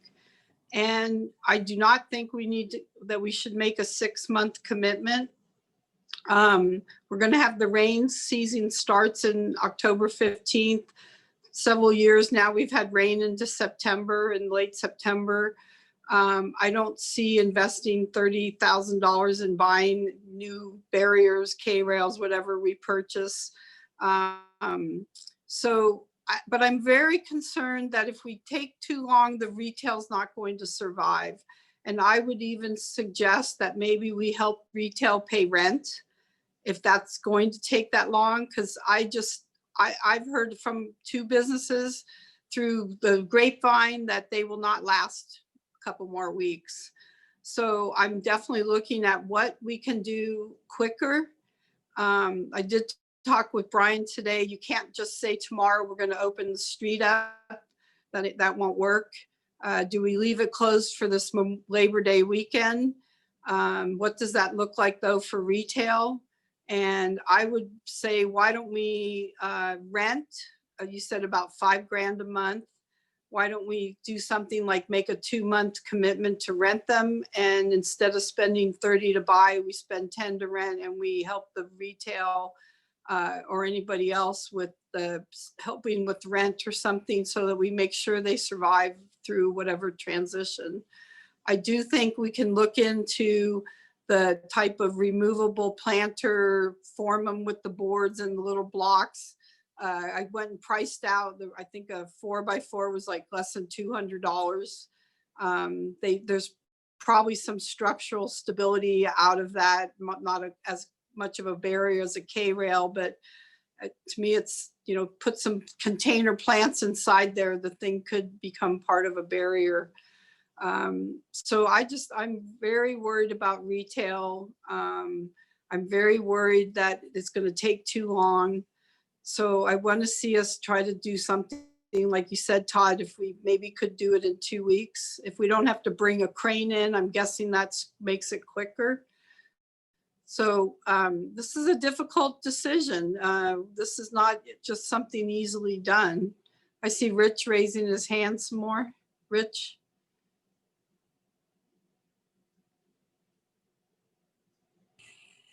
You hear me now? There you go. Yeah, I mean, that gets scary when we start talking about paying rent, because we're the line around. I mean, I pay rent for my business, but are there people, I've heard from several in the prune yard that they're having trouble and that they're nearing going out of business, some that would surprise you. Do we pay their rent? And there's some places obviously on Bascom, do we pay their rent? I mean, where do we stop paying rent? It's kind of a dangerous thing to start walking that line to me. Thank you. Okay. Paul, I haven't heard from you in a while. And then Liz. I don't have any answers. It is problematic, I think, to pay rents. And one question, and maybe Brian knows. So Brian, are the retail rents, are they covered by the latest governor moratorium on evictions and things like that? I believe that they are. The county just extended their eviction moratorium. I believe it previously applied to all. I believe the extension does. I'll confirm that. I thought so too. I mean, so if that's the case, then losing the lease is not. I mean, it has to be paid eventually, but that's not the immediate worry. They're not making any money to live on. Bureaucracy of trying to figure out who would get what and when and how. I do agree. There needs to be some help for the retailers. But I don't know if we just open it up and then take away what we have for the restaurants, we just hurt them. I mean, this is no win, right? That's why I was saying, is it possible to do at least Monday to Thursday, Monday to Friday, or Monday to Thursday, Monday to Friday afternoon or something open, and then it seems like the restaurants are doing well on the weekends. I've noticed in the last couple of weeks of walking around at night there, that the marker for me is looking at parking, right? So all of a sudden, Civic Center Drive is full, which is nice, it always was. But for months, the parking lot at City Hall at night was literally empty. I have seen it totally empty except where the employees park. It's very depressing because it was always full. In the last 2 weekends, at least the section closest to the City Hall entrance, that further part up, totally full. But it was great. I mean, I was surprised to see it. So something's working there, at least Friday night, Saturday night, and even a little bit into Sunday afternoon. It looked pretty good. So that's why I'm saying maybe there's that way to do something immediately for the retailers. If we're going to phase out the street closing, phase it out over the period it takes to put the parklets in, and then the restaurants benefit a little bit on 2 or 2.5 days at the end of the week. I know, Director Caperso, it's more labor to do that, but as you said, that's labor moving the waterbound ones, and they're doable. And the labor is actually not an increased expense. It's a opportunity cost of that labor being expensed somewhere else, correct? So something will give that won't get done, but I think this is a bigger priority than probably whatever you're gonna tell me we don't do. So I kind of like some kind of hybrid of we help the retailers immediately, but if we're gonna take away from the restaurateurs, we do that over that phasing. I agree with Councilmember Gibbons. It's, 4 weeks is hard to hear, but I don't know. I don't have the answer how to do it sooner. That's the problem. So Paul, you were cutting out a little bit. I'm sorry. That's I'm fine. sorry. So just, I think what I heard you say is try to keep it closed on the weekend, but open it during the week. I'm thinking that do something for the retailers right away. We have to, right? It's just not working. And we said, we'll look at this and see what happens. And certainly that would add some vibrancy during the week. I am seeing a lot more cars parking Friday night through into at least Sunday afternoon or a little later. People are using it. I've noticed too at the Blue Line end, a lot more umbrellas in the street. They're taking some advantage of it. So that's working. If we're going to take that away from the restaurants to give parklets, which may be a little step down, maybe, at least if we transition it over that period and don't just take everything away from them now, they benefit, I'll say Saturday, Sunday, or maybe the Sunday, so they get the Friday nights. And then we have the retail Monday through some point on Friday. To me, Yeah, you keep cutting in and out. Every time you lean back, I'm saying it's a hard chair to sit in for 4 hours or whatever. Yeah, I'm just looking for something that provides some immediate retail relief and doesn't just wipe out the benefits we have given. So, okay. What the answer? Sorry, I see Brian, Liz, and Paul are all waving their hands. So I think Liz was next, or Brian, do you want? Let Brian and Paul speak first. Okay, so Brian and Paul then. I just wanted to clarify the question on the eviction moratorium, and I pulled up the moratorium while we were speaking here, and it does apply to commercial tenants as well. I think if I understand the new ordinance, you have to pay at least 25% of your rent to not be evicted. And then you have, I think it's 6 months to start paying it back. Yeah, you have 6 months to pay at least 50% of the back rent. I think you're right, though, 25% starting in September, I believe. First, yeah. Paul Camoyan, you had your hands waving at me. let me try to propose something that you can talk about. Hey, Michael, can you put the 4 illustrations back up that we're suggesting on the PowerPoint? So while he's looking to pull that up, we have 25 barriers. And as Director Caperso mentioned, the barriers don't have to be touching each other. So maybe, this is just, let me throw it out there, food for thought. We have these areas delineated, and this is the area that Vice Mayor mentioned, the railroad tracks to Central. Now, in front of Blue Line, maybe we have one barrier there and 2 potted trees on each side and kind of spreading it out to at least delineate an area. And then in front of the Vesper and Level Up and Noshmark, we put 2 or 3 of those barriers separated with trees in between. And we kind of utilize the barriers we have and spread them out with the understanding that we'll repopulate and make them safer within a couple weeks, or however long it takes Director Capurso to acquire them. But maybe that's the hybrid transition, is that it wouldn't be fully operational, but it will at least get a head start on creating these spaces. Okay. So while the slide's up, I can't see who's waving at me. You can pull it down, Michael. Sorry, guys. I haven't figured out how to use all the technology. Liz, you want to have more comment? So any of that would be reasonable to consider. So here's my follow-up thoughts, kind of blending everything we've heard. So just as a thought, I liked your idea of helping with rent because the city, and only in downtown, so it isn't a slippery slope, which Councilmember Waterman has correctly highlighted. It's because the city has taken direct steps that impact their businesses. So I didn't feel quite so precedent setting. So I am open to that.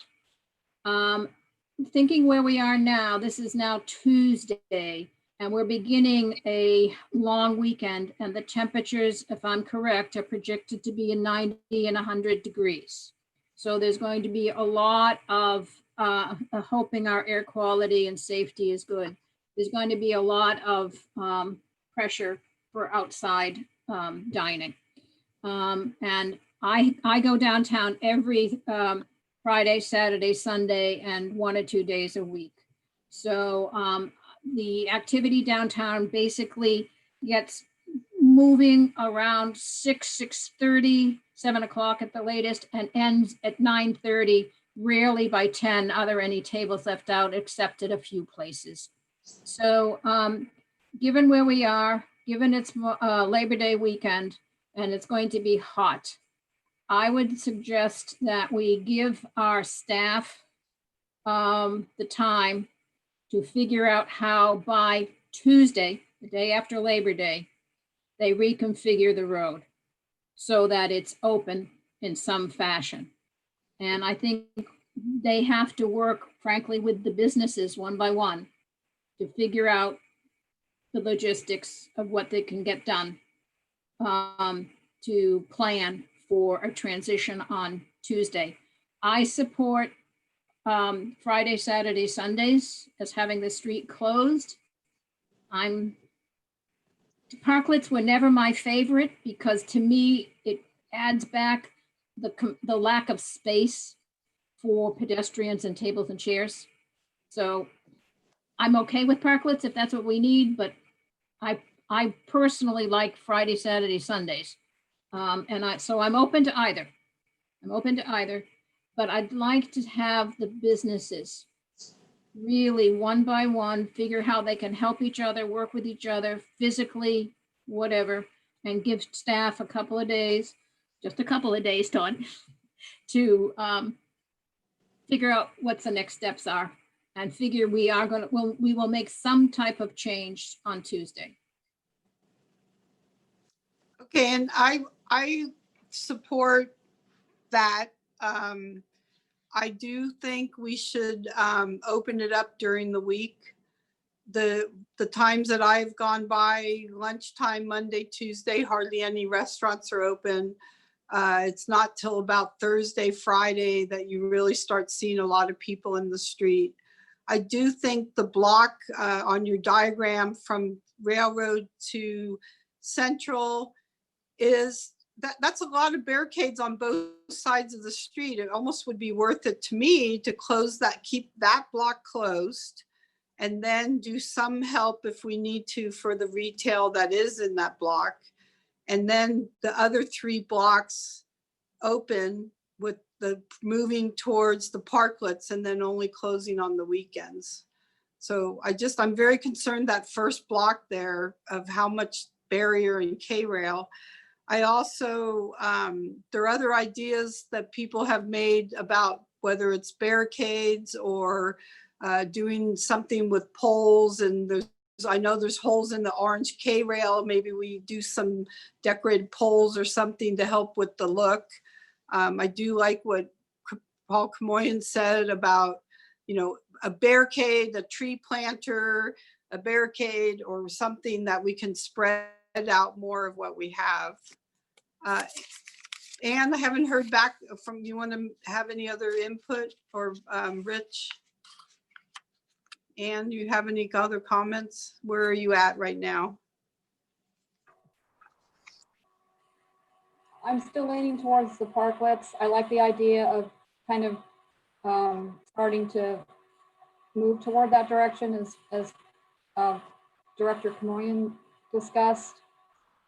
I would, at this point, renting the barriers as opposed to purchasing them. Okay, you guys all have to lean forward. We're having. I would, at this point, I would support possibly renting whatever barriers are needed rather than purchasing them, just because we're not sure if this is going to work, and spending a lot of money for concrete barriers that may not work isn't fiscally prudent to me. So that's kind of where I'm leaning at the moment. I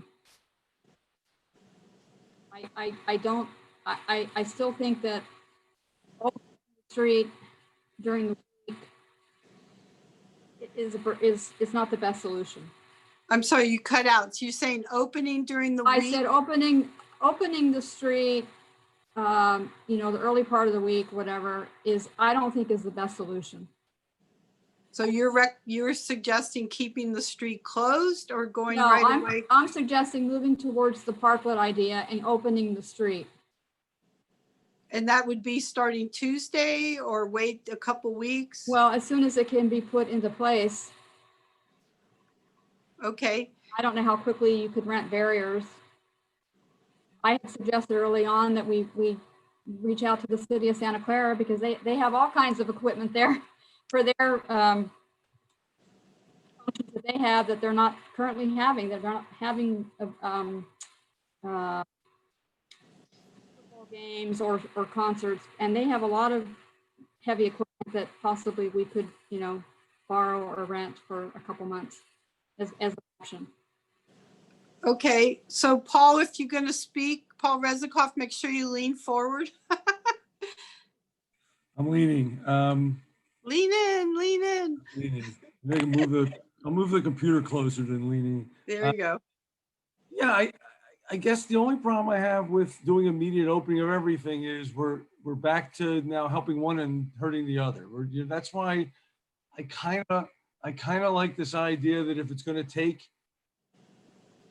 whatever it is going to be, that we're sustaining some advantage for the restaurants in their busiest time, but freeing up the street for the retailers when in fact the restaurants are not that busy.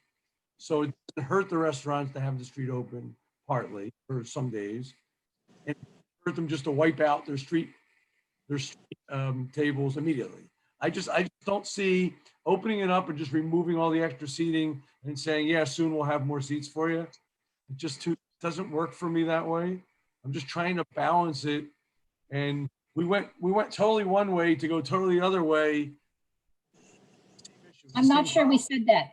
I'm not sure anybody said that. I thought Councilmember Bybee is saying open it up right now. I get that, and I understand why, but didn't want the hybrid kind of model. I just think the hybrid model works at least for a short time to transition the restaurants from street to parklet. Are you okay? So everybody is cutting out a little bit, so I'm going to try to stop. Paul, so what you said was open it during the week and keep it closed on the weekends. Is that what you said? Yeah. Okay, and Anne, you had said just temporarily though. Right, but Anne, you had said don't do that. Right. I'm saying that I'm leaning towards doing the parklets because right, because I believe that there needs to be a compromise between the restaurants who are profiting from what's happening now and the retailers who are not and who are really struggling. And so there needs to be some kind of a compromise so that everybody feels like they're part of the process, they're part of the solution, and recognizing that it is going to impact the restaurants because they have had this extra space, but there needs to be some understanding of that and some compromise, and we're kind of all in this together and trying to come to the best solution that's going to benefit the majority of the businesses that are downtown, and recognizing that our retail businesses are really suffering at this point. So I don't think we're far off. I'm sorry. yeah, I mean, how we get there, whether we back off a little bit, fine, I'm okay with that. But to me, the solution is probably the parklets is going to be the better solution. Okay, Liz. So I actually think we're all saying more or less the same thing. I agree. I'm was trying to summarize by saying there is a transition time needed for staff to figure out what to do next week. This weekend is going to be an important weekend for the restaurants. So I think it's reasonable to maintain the street closure through the holiday on Monday.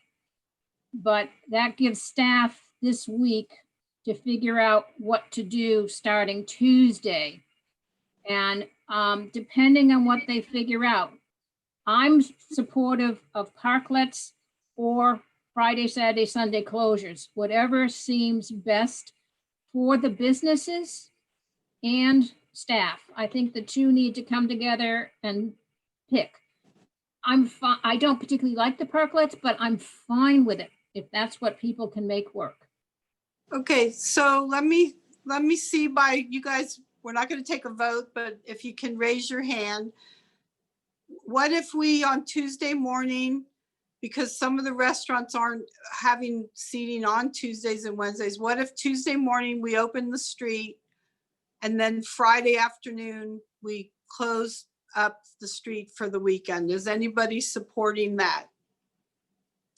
Rich is, Paul is, Liz, is that your hand up? You're Can I flickering. ask a clarification? Yes. Let me try and ask. I'm okay with it, but I would like to have staff's input when they've had a chance to figure out the options. Right. So this is the end. This is the transition. So if we open the. So this coming Friday, from now to the Tuesday after Labor Day. It stays closed. Stays closed. So from today till next Tuesday early morning, it's closed. Okay. So then the transition would be starting Tuesday morning, we open the street. We don't need to move the barricades that far away. You can put them in a parking space. And then next Friday afternoon, we close the street for the weekend. And that now has given staff almost 2 weeks to figure out are we renting? Are we whatever we're doing? So would you guys support that a transition of that way? So Paul and Rich said yes. Liz, you're raising your hand. And would you support that? You got to speak, lean forward. We can't hear you. You're on mute. You're on mute. Sorry, I support that, but I want to make sure that that time frame is doable with staff. Okay. Well, so far everybody raised their hand on that, doing that. Todd, is it doable? Yes, that is doable. So on Tuesday, Tuesday, the day after Labor Day, we would open the street. And just for clarification, because I heard you refer to Friday afternoon as the closure, I would need to advocate for Friday morning. Because okay. There's a big difference in trying to implement a traffic change earlier in the day. And that transition, I don't want to put words in anybody's mouth, but I think there's a difference. So I'm going to go back to one thing that the vice mayor said, that we would need to have we need to have it figured out shortly. I think we will have it figured out. My concern is not figuring it out. It's being able to get the material in place. So that transition of open and close may go on for more than one weekend. Is the council okay with that until we can move forward with a more, I don't want to say a more permanent, because we're not doing more, but something less temporary. Right. So I would say Friday morning, Friday afternoon, I agree. In the morning's probably easier. I think what you're hearing though from as a consensus is keep it closed this weekend. Tuesday morning, open it up. Give now the retail more opportunities. Friday morning, we look at it going back to closing for the weekend. That's the interim plan. And then looking, now we're out into a week and a half to 2 weeks. You can let us know through Brian what you've been able to obtain, renting, go to Santa Clara. I agree. They're not having football games over there. Call up Lisa and say, hey, Lisa, give us some of your stuff for a while. So I think that's at least a step. And then I support the parklets for a more longer term, but I don't want to make a 6-month commitment at this point. I think a month or two for the commitment is sufficient because we are going to get into the rains and we are going to know more about where we're at with the COVID at that point. Paul, were you raising your hand, Paul Resnikoff? Yeah, yes. So I just want to clarify. No, lean forward. There's got to be a better way. I'll be talking to Cecil tomorrow morning. Yeah, really. So I just want to make sure what we're saying is ultimately we're doing this transitional period, but then going to parklets and the street would be open all the time. Is that what we're saying? Okay, so we haven't taken, who would like to have the parklets as more of the longer term plan? I think the parklets, okay, so we got Rich, Ann, Paul, how about you? I'm looking for my. Liz is going like that. So is that a yeah? Is that a hand? Is that okay? It's a sideways hand. We got 4 of the 5 sit with the straight up hand.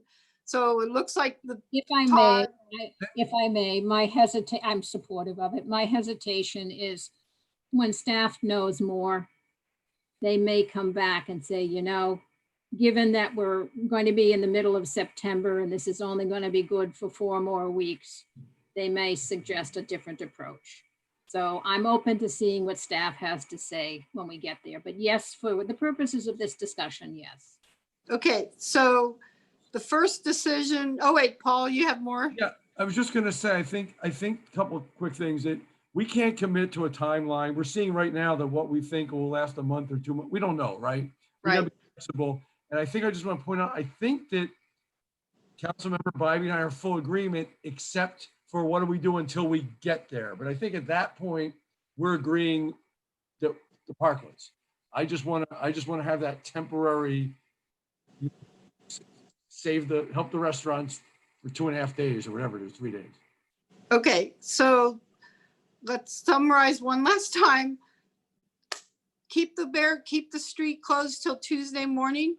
Open the street Tuesday morning. Look at closing it back again on Friday morning for the weekend. Look at then reopening the following week.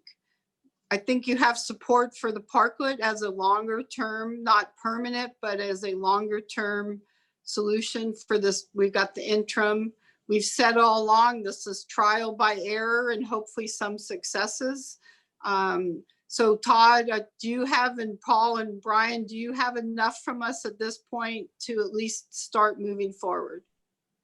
I'm seeing head shake. Yes, we got 2 thumbs up. Yes, Paul Kamoyan, Paul Resnikoff, Paul Kamoyan, I'm sorry. Paul. So I'm drafting some revised wording in the resolution right now to capture what you're saying. So you want me to, I just started, but if you give me like 10 seconds, I'll finish it.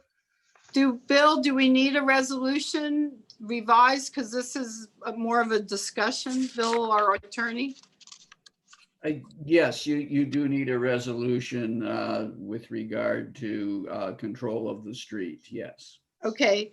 Paul, do you want more than a couple seconds? We can table for a minute and go to item 12 and come back to you. So you have a little more. I could wing it. Let me wing it. Okay, wing it. So on the resolution where it says now therefore be resolved, the last sentence where it says of barriers to establish parklets in on-street parking stalls, which will : 1, open the street on September 8th as a transitional period, then close on Friday. Close the street on Friday through Sunday, which then will be reopened again for the midweek until such time as the city staff purchase or rent barriers to fully create the parklet design. I like that. Bill, is that good? Good. Good. Okay. Can we get a motion? Somebody, Yep. Liz? Can I move motion as presented by Director Kamoyan? Is that fair? Is that Yes. okay? I've learned over the years, Bill. All right, I'll second. Okay. Moving forward, all the roll call, please. Councilmember Waterman, Aye. Member Bybee, Aye. Member Resnikoff, Aye. Vice Mayor Gibbons, Aye. Mayor Landry. Aye. Does this get a woo-hoo, you guys? We got somewhere. Thank you. And I hope all the businesses and people that are listening, you can see what a struggle we are having, but we are trying. We're trying to keep moving forward. We're trying to be fair and equitable. And I want to again thank staff. This has been a pretty big operation and we're not done yet. What was our quote last time from Kennedy? We don't do this is because it is easy. We do this is because it is difficult, right? Okay, great. We are at 9:30. Does anybody need a break? Yes. Yes, okay, we're taking a 5-minute break. We return at 9:35.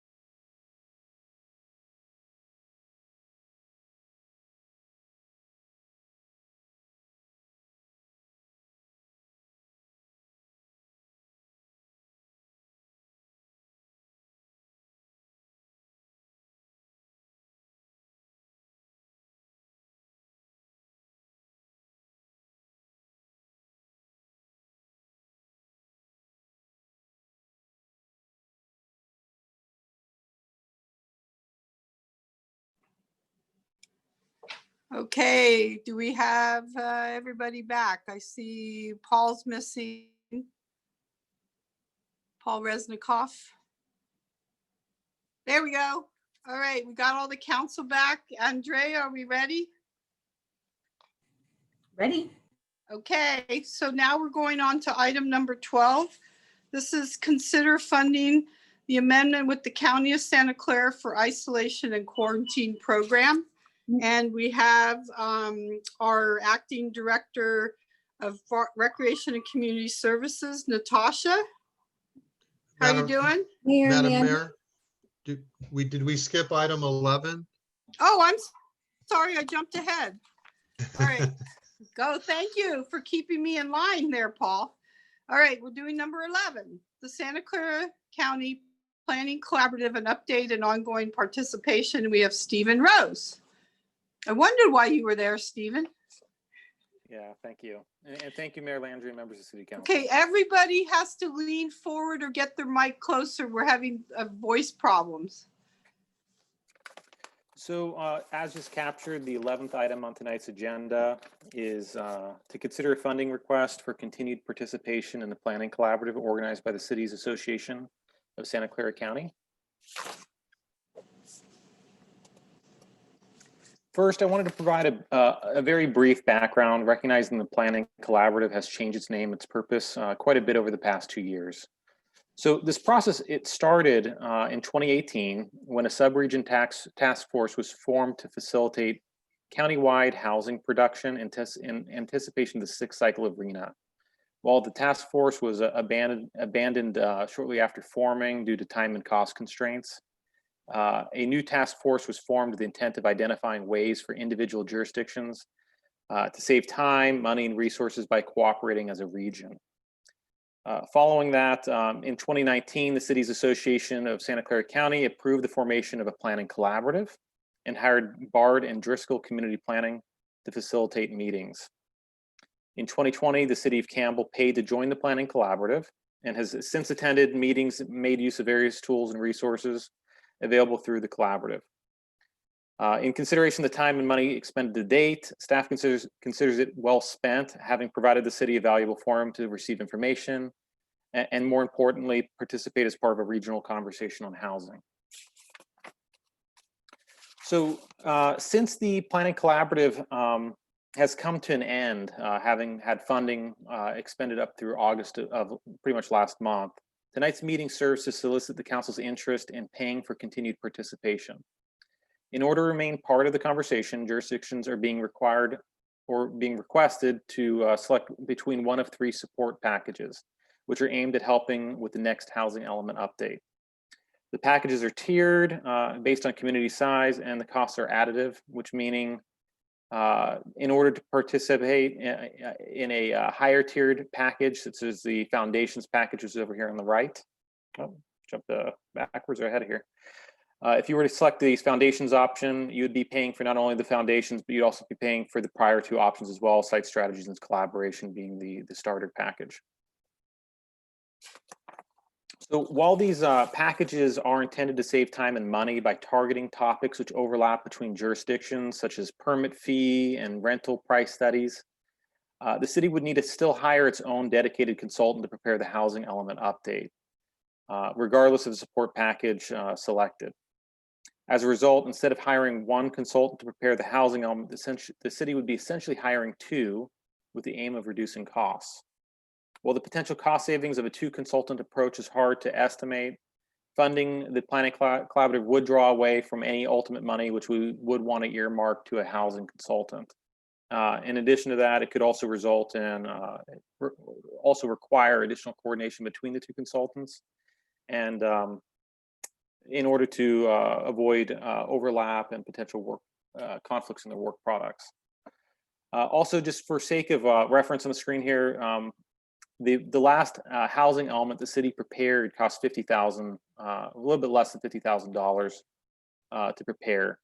Just due to the added complexities of the RHNA 6 cycle, the city's currently anticipating that it's going to range between $75,000 to $125,000 to prepare. Just to, again, to comply with the 6th cycle of RHNA. That's just something to keep in mind as well. Now, while staff is not supporting or not recommending participation in any of the packages at this time, the collaboration package would likely be the most attractive of the three options in consideration as the lowest cost, and would enable the city to continue participating in meetings and gain access to various tools, surveys, and studies prepared by the consultant. Since the pricing is tiered based on population size, the city of Campbell would pay $8,500 a year to participate, where larger communities such as the city of San Jose would pay quite a bit more, close to about $18,000. So since the work is related to the housing element update, money could actually be drawn from our recently approved LEAP grant, from which we were recently granted $150,000 of funding. Now, although staff is recommending that money be earmarked for the consultant, or also recognizing that one alternative to that is to, instead of using the LEAP funds, which are mostly targeted on local planning efforts, we could be looking towards the regional early action planning grant program, which is essentially like the LEAP program, but with more of a regional focus. Again, like LEAP, it provides a one-time grant funding if it's focused and targeted on planning activities to accelerate housing production and implement RENA 6. If REAP funding is approved, this money could be funneled, would be funneled to organizations like ABAG, MTC, and Santa Clara County, and that could be used to fund the planning collaborative instead. However, as noted on here on the screen, the last bullet point is that we're anticipating that money won't be approved in time in order to prevent a interruption in service in the planning collaborative. So really, for the reasons that we stated in the report, potential conflicts with the consultant, pulling away costs from the ultimate consultant the city hires for the housing element update, and the possibility of this money being funded by the REAP, staff is recommending that the city council decline the funding request for continued participation in the planning collaborative at this time. And this concludes staff's presentation. Thank you. Before I start questions, can you go back to that slide that listed the three options with the dollar totals? And Madam Mayor, if I could jump in before we get council questions and provide some clarity on the alternatives, I would take that opportunity. Yes, that's what I wanted to see. There was a slide with the blue charts at the bottom and it had the three there, that one. Okay, go ahead, Brian. So, I appreciate staff's comments. As we wrote this report, the real question gets to be, this is an effort in collaboration, and the effort's only as good as the participation. And you heard staff say that although the purpose is sort of changed from where we started with this, there's been some benefit to the staff, to the city of Campbell, and us being part of that discussion. In all honesty, an $8,500 a year cost, I would certainly support if there is true collaboration. There's some value to being part of that discussion. And you see highlighted here just a few things that they mentioned would be benefit. I know since the publication of the staff report, some of our neighboring jurisdictions have reached out to some of the council members, including the county and the city of San Jose. I know from speaking with Andy Jordan, who is the city's association representative, that Morgan Hill, Los Altos, and Milpitas are deeply committed to the collaboration. And so I guess what I'd want to prosper to the council, although that the recommendation is to not move forward, that I would certainly support an $8,500 expenditure for the collaboration package, with the caveat that the other cities are likewise participating. There's true collaboration. I think at the end of this, if we end up with 3 or 4 cities are participating and a dozen cities that perhaps are not participating, that's not true collaboration. So one of the things that I wanted to point out is that it looks like several of the cities are participating, and maybe a hybrid to their staff recommendation would be to consider the base package of the collaboration with the caveat that there's other city participation. A number that was thrown out was perhaps if 12 cities participate. I'm not sure what that criteria is, but in my mind, if the other cities are in, I would certainly recommend we consider the base lane package. And I know that's a change from the staff recommendation, but that's based on some input we've received as the other cities are starting to vet through this. If we believe that the other cities are participating in the base package at the least, I would certainly support the council considering that. The $8,500 is certainly within my authority to approve. The reason that I wanted to call that to your attention is that it is projected to be a 2.5-year process. So that's $8,500 a year. It doesn't commit us to funding in future years, but it's probably more than just a 1-year expense. So I wanted to point that out to the council as well. Okay, and I have, before everybody else asks questions, Stephen, you said that if we do the foundations package at 19,000, it includes the collaboration package and the site strategy, because site strategy says 28,000. No, what I'm trying to indicate is that the prices are additive. So if you wanted to go to the foundations package, you'd be paying that addition, that 12,000 plus the 28 plus the 8,500 for the collaboration package. So best way to imagine is the collaboration package is to Brian's, the city manager's point, it's $8,500 a year. It's projected for 2.5 years. The other packages are just more or less one-time fees that are additive on top of that. Okay, so if you can put the slide down so I can see who's raising hands. I'm going to go for questions. Rich? No. Ann? No. Paul? I probably hold off until comments because I have some comments from the Cities Association meetings as to what might make sense. So it's probably not yet. Okay, Liz, questions? Discussion. Okay, so at this point, we're going to open the meeting to public comments. Andrea, do we have people that want to speak? Yes, we have Andy Jordan. Hi, Andy. Hi there, how are you? Good, nice to hear from you again. It's nice to see all of you this evening. I just wanted to make sure that you know that I was here if you had any specific questions. I had just some comments that we've actually started down this road in 2015. We started Arena Subregion Task Force, and right before we were about to pull the trigger with Arena Subregion, we found out from HCD and ABAG that the timeline and the process that we had identified was no longer possible. But in order to adhere to the challenges of housing and to try to save the collaborative approach, we took our cues from San Mateo County, who has a planning collaborative. We are also using the same consultant that San Mateo County has.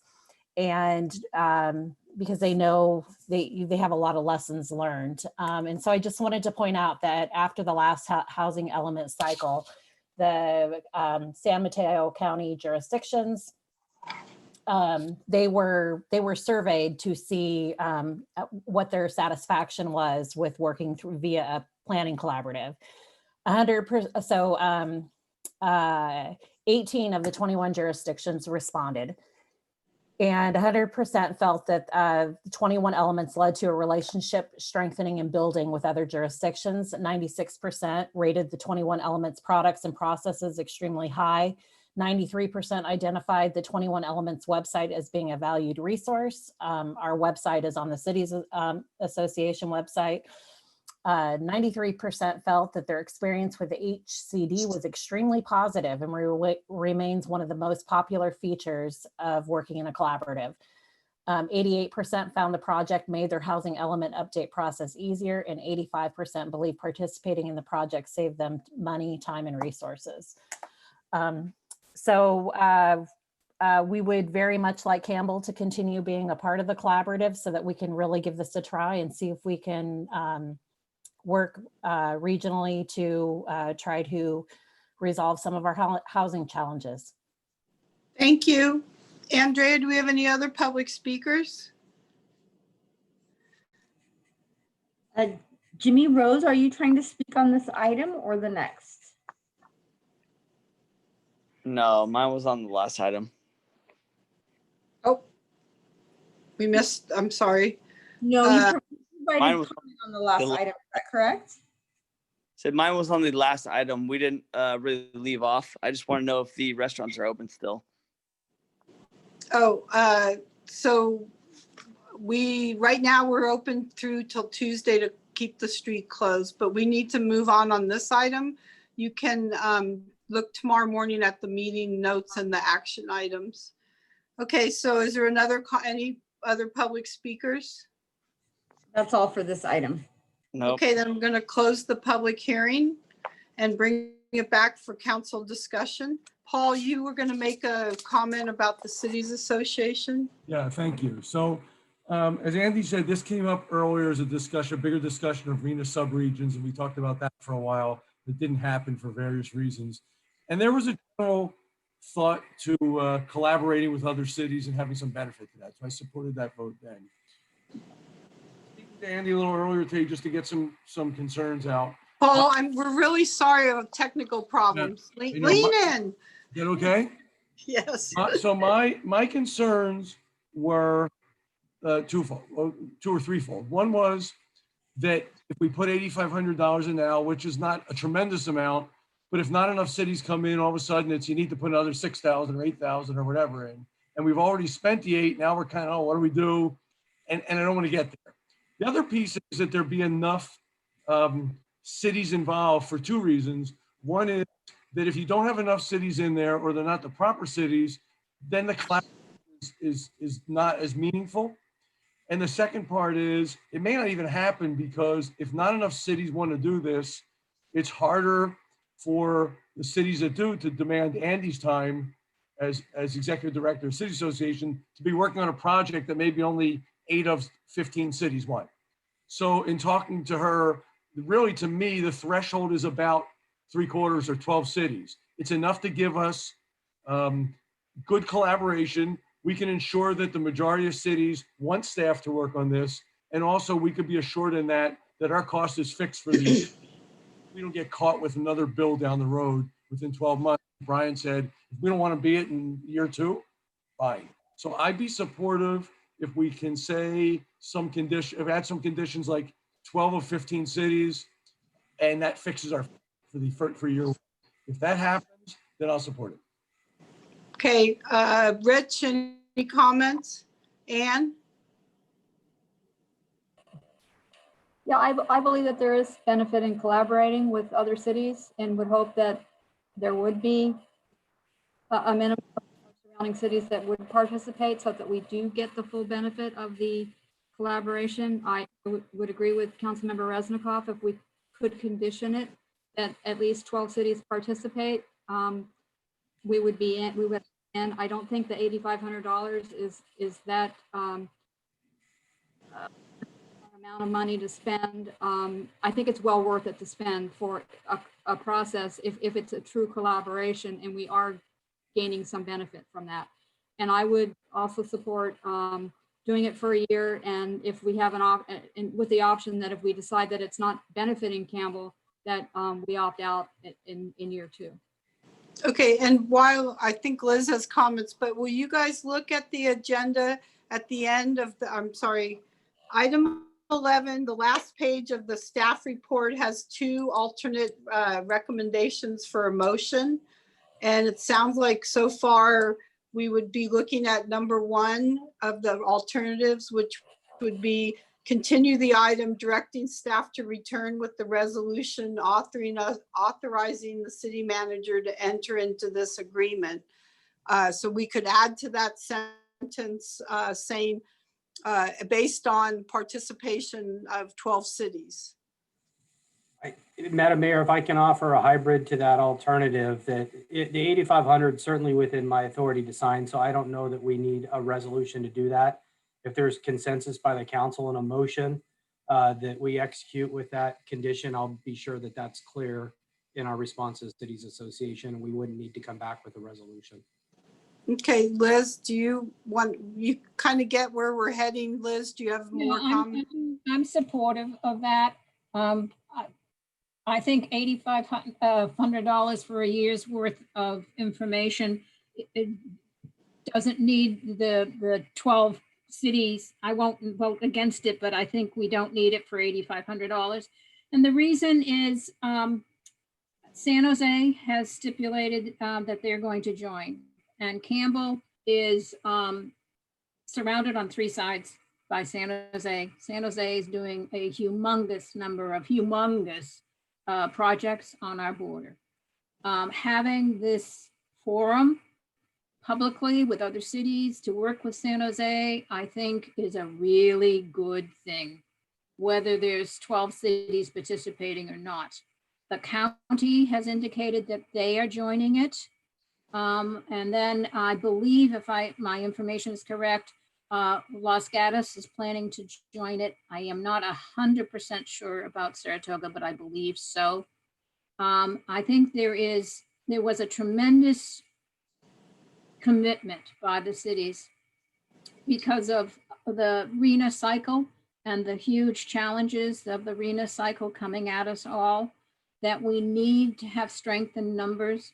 And this group with common language, common purpose, will only help us moving forward. We don't have to agree to anything.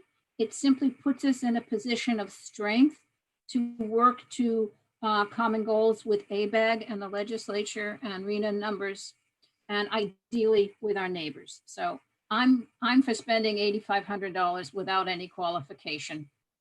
I won't vote no, but I don't think it's worth the hesitation, knowing what we know. Well, and based on what we heard in our study session about housing, and the housing element, and the fact that a consultant for us isn't going to get on board right away. So I support doing this. And it's $8,500. We've made it very clear to Brian that we want to see the other city participation, and understanding that if in a year we're not benefiting, that we could drop out. So I'll take a motion, and if you read the recommended action, I think all you need to do is take the word decline out and put in agree or accept. Who wants to make a? I'll take a chance at a motion. Go for it. Let's see what a good sales pitch I gave tonight. I recommend that the city council take the following action. Approve the funding request to continue participation in the planning collaborative for 1 year. Do you want it for 1 year only, or a reevaluation in 1 year? 1 year is fine. Okay. Do we have a second on that motion? Paul? I think one of the reasons to have some qualifier in there is we run the risk perhaps of the price changing if there aren't enough cities in there. And then that might still be within the city manager's approval rating, but we may or may not want to pay that amount.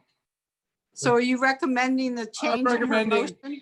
I'm recommending the limited cities. I guess if it doesn't happen and we're one short, we could always decide if we want to do it. But if it's 8 cities or 7 cities, we would want to pay whatever the share is going to be then. I don't know. So are you amending her motion? I would amend it just to put the condition on there of the minimum cities, which will lock in our price. Okay, so I don't know if Liz heard you. She's on mute. Liz, you're on mute. I don't accept the friendly. Fair enough. I would offer my own amendment, which is to protect the city from that option. I would say for an amount not to exceed $10,000. And then we've set a cap and we get to participate. So that would be my motion. Do we have a second on the motion? Ann, Paul, Rich? Paul, have you frozen? I'm not frozen. You're not seconding the I just motion? don't know how that works because we don't find out for a while. And I just think it's reasonable to expect that number in there. Maybe the number should be not 12 or 10 or 11, whatever it is. But I don't know. I think I heard that from my colleagues too, that was a comfort level. Maybe I'm wrong, but I think I heard that from Councilman Ivy. Okay. So we don't, hang on. I have a motion on the floor. So But we don't have a second on the motion. All right, well, you have to make that statement, okay? That's what I was getting there. Okay, we don't have a second on the motion. Can we try a separate motion? And Paul, do you want to give it a shot? Sure, but let me, I need to pull up the document. So my motion would be, and I'm sorry, we said, Brian, did say we don't need a resolution? That's correct. So So if you read the recommended action in the staff report, just to authorize, correct? So the motion is to authorize the city manager to enter into an agreement to participate in the planning collaboration at the, I forget the name of the entry support package, right? I don't remember what the name was. the collaborative package. I think. Collaborative support package with the condition of 12 cities participating in the collaboration. Okay, do we have a second on that motion? I'll second. I think we got 2 seconds on I'll there. defer to Rich. Okay, Rich seconded the motion. Any discussion or can we go right to a vote? Seeing no hands waving at me, roll call, please. Councilmember Waterman, Aye. Councilmember Bybee, Aye. Councilmember Resnikoff, Aye. Vice Mayor Gibbons, Sadly, yes. Mayor Landry. Aye. Hey, you guys, we're on a 5-0 roll tonight. Okay, now we have number 12. Now we have Natasha here with us. So this is consider funding the agreement with the County of Santa Clara for isolation and quarantine program. And we have our acting director of recreation and community services, Natasha. How are you this evening? I'm doing well. And yourself? Oh, we're doing good. We're on a 5-0 roll. All right. Good evening, Honorable Mayor and members of council. Tonight we have for your consideration a funding agreement with the County of Santa Clara for an isolation and quarantine program. This countywide program aims to address those who test positive for COVID-19 and cannot adequately isolate or are at risk of not isolating due to extenuating circumstances such as family or financial obligations.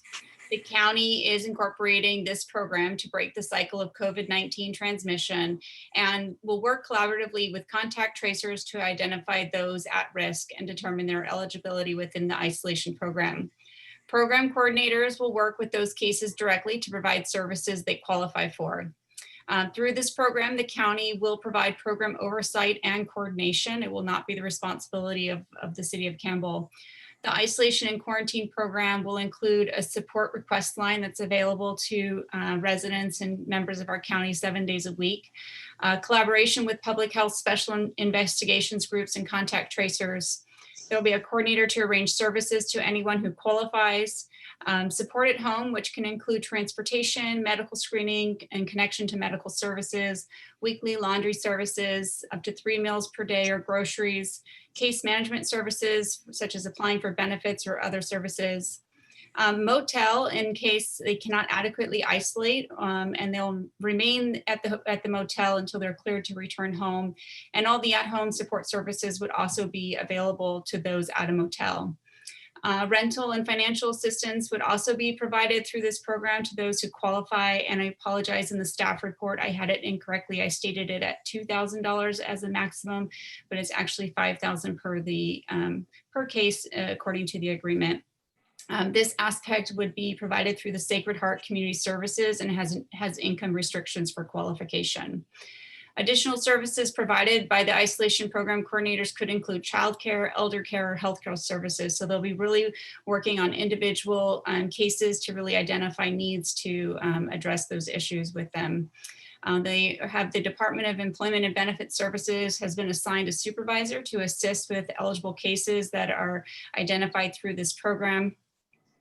And making sure that they can sign up for other county programs such as CalWorks or Medi-Cal or CalFresh. Connection to the California Employment Development Department to assist with unemployment insurance or other employment benefit issues as well. The agreement presented this evening provides a projection on potential costs for Campbell residents utilizing this program through December 31st of 2020. The fixed costs listed in the agreement are based upon population, and it's my understanding that the fixed costs presented in the agreement will not change if not all cities within the county participate. The variable costs associated with the motel fees, at-home support, and financial assistance will be billed upon usage only.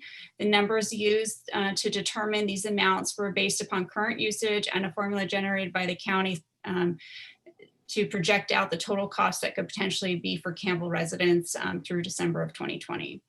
The city is protected in the agreement with a not to exceed amount of $99,183 as the actual usage and need of the program is currently unknown. We're using projections. So tonight, staff is looking for direction from council as to whether the agreement is agreeable to you as is in the attachment, or if you have alternative direction for staff to reach out to the county.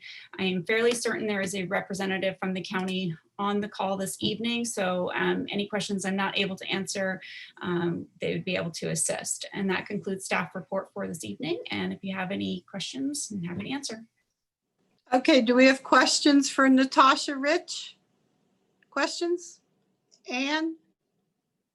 No, Paul? I do actually. Natasha, in the report, it says 49,000 is for direct financial assistance. It also says this supports up to 24 Campbell participants, but you changed the rent subsidy from 2,000 to 5,000. Is that low? Is that coming out of the 49,000? And is that lower the number of people that are helped? My understanding with the financial assistance is there's a maximum of that amount, but it's going to be based on the financial qualifications that case has, along with whatever their rent or issue that they have with the financial need is. So it's not necessarily like, oh, you qualify, here is $5,000. It's, oh, you qualify, what exactly is owed, and we'll take care of it. My understanding is it's kind of a one-time, a financial offset, similar to how Sacred Community Church, I'm sorry, I'm going to butcher that organization that monitors those, how they do it now. So they already have systems in place to assist residents within the county for like one-time assistance with rent and one-time assistance for utilities or making utilities come back on. So they're already a vetted resource for our county. So this is and so you raise a good point. So this is a one-time rent assistance. If it goes into another month, the problem that program is not available for that. That's kind of the way I'm understanding it, in kind of doing a little bit more research on the. I just want to look real quick at the organization that Sacred Heart Community Services. So in kind of looking at how they through the housing authority, how they operate, it seems to be similar to like a one-time, I can't make my rent, having struggles. Yeah. Okay, and then quarantine would be 2 to 3 weeks, so it would be that amount of time frame too. So two quick follow-ups. Is that rent paid directly to the tenant to pay the landlord, or is it paid to the landlord? Directly to the landlord. Okay, and then one option, I guess, would be if we were doing this. This is to keep somebody in their apartment, obviously. And we talked either, to be honest. Sorry?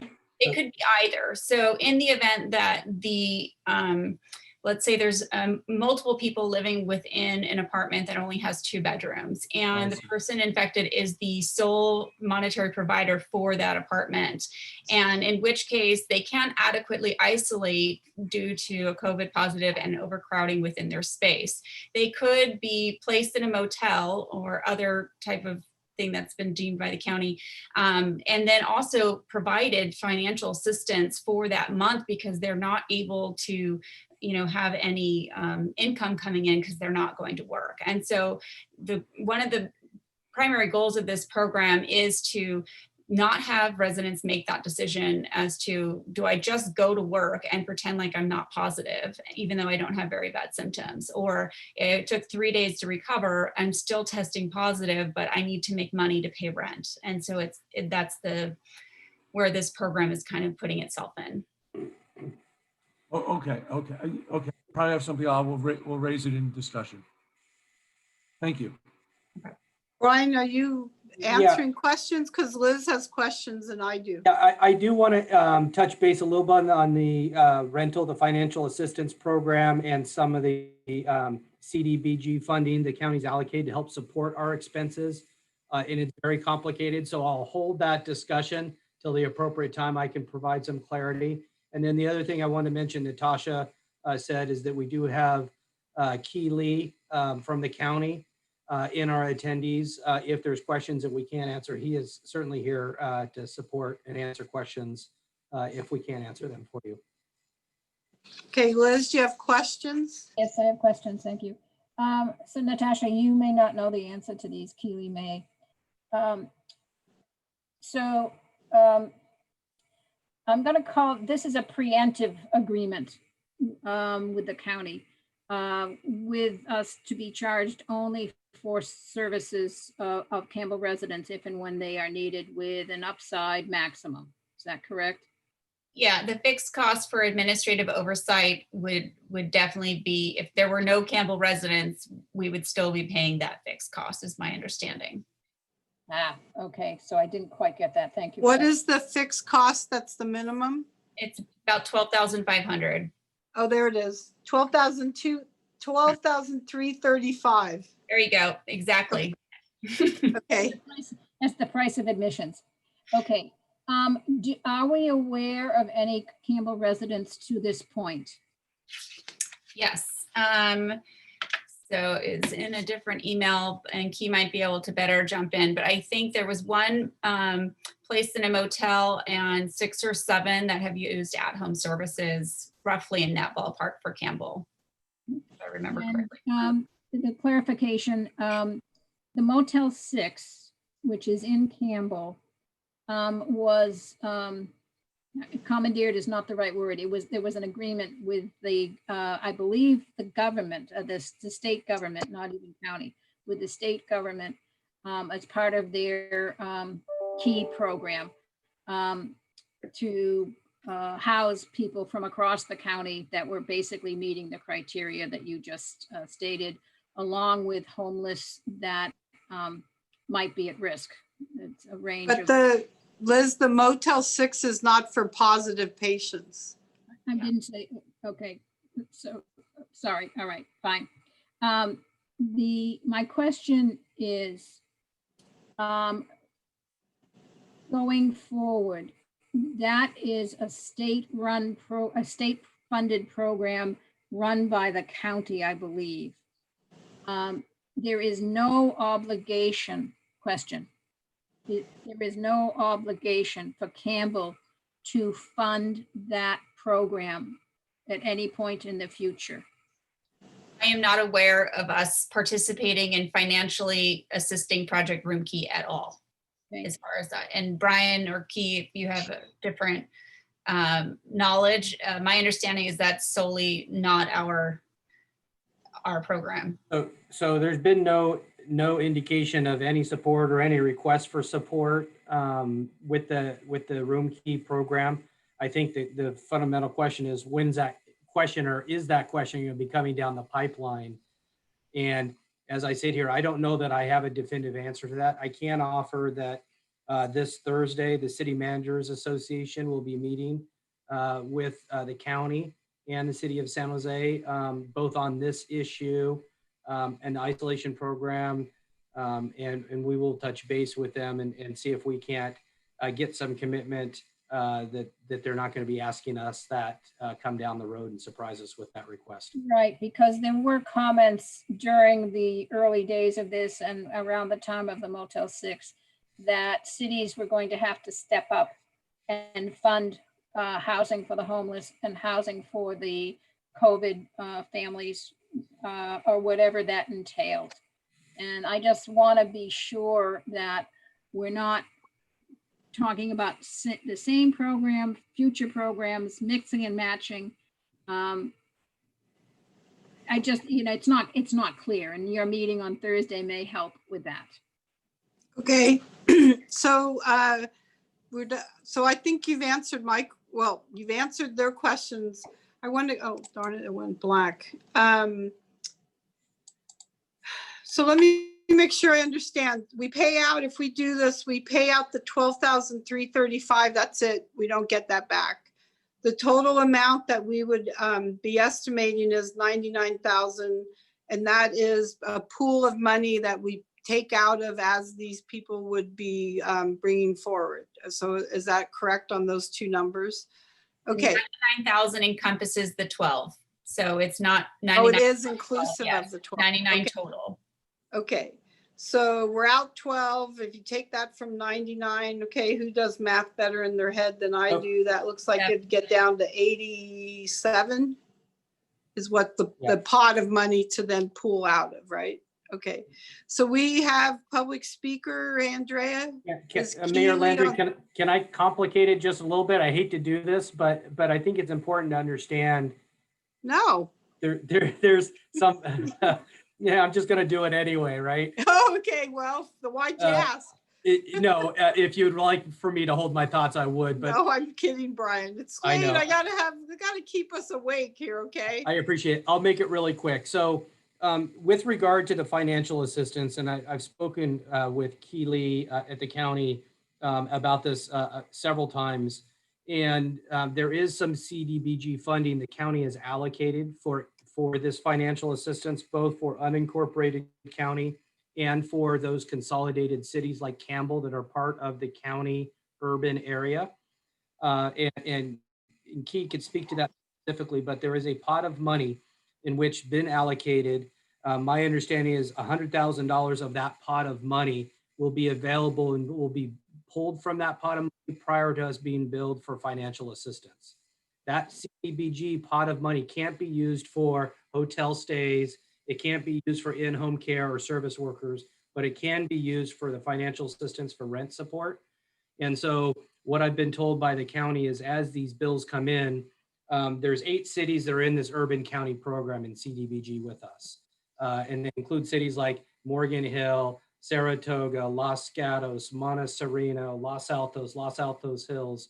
And as those cities use this program, if there's financial requests from those residents in those cities, that $100,000 CDBG funding will be drawn down. So what I'm being told is even though those allocations you're shown shows a potential of $49,000 assistance based on their projections, in all likelihood, we wouldn't use that entire $49,000 as we are using the CDBG funds first. And I've been assured by the county that we would not be billed till those funds are expended. We don't know how that will be expended and what rate, but that adds a level of complexity. So when you talk about the $99,000, 49,000 of that is estimated to be for financial assistance. That $49,000 may greatly be reduced by some of that CDBG funding. And I just thought I'd mention that because it does have a dramatic impact, I think, on those cities that are participating in that program. Okay, let me make sure I understand what you just said. So we're looking at potentially up to 99,000. You're saying that 49 of that could be used out of CBDG funds? I'm saying of that 99,000, the county's estimated 49,000 for us for financial assistance. Of that 49,000, us and the other 7 cities in the urban county CDBG program will benefit from a $100,000 allocation that will be billed first, based on first come, first use of that money before we're starting to be billed for the 49,000 that's in our estimate. So we could be less than the 99. That's what I'm telling you. That 49,000 could be as little as 0. It could be as much as 49. In all likelihood, it'll be something south of 49,000. Okay, so out of our money, we're looking at a minimum of 50 then. A minimum of If that 50 whole- and as much as 99, correct. Okay, all right. Thank you. I just wanted to make sure that was clear. My little brain on these numbers takes me a while to get it. Okay, so we do have Keely is on the phone, if I understand correctly. Key, are you there? Keely? Yes, I am. Can you hear me? Hi, how you doing this evening? Good, good. Thanks for Thanks having me. Hanging in with us here till 10:20. So why don't you help us with this what's going on? Tell us or answer some of our questions. Yeah, I think Natasha and Brian sort of hit all the key points. Maybe I'll just add a couple more.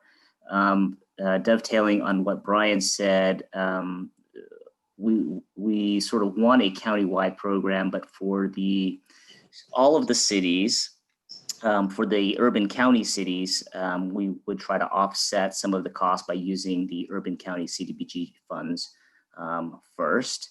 And that's for the financial assistance. The other way that we sort of offset some of the costs to the cities and the county would be for the moteling, we would submit reimbursement requests through the FEMA Public Assistance Program.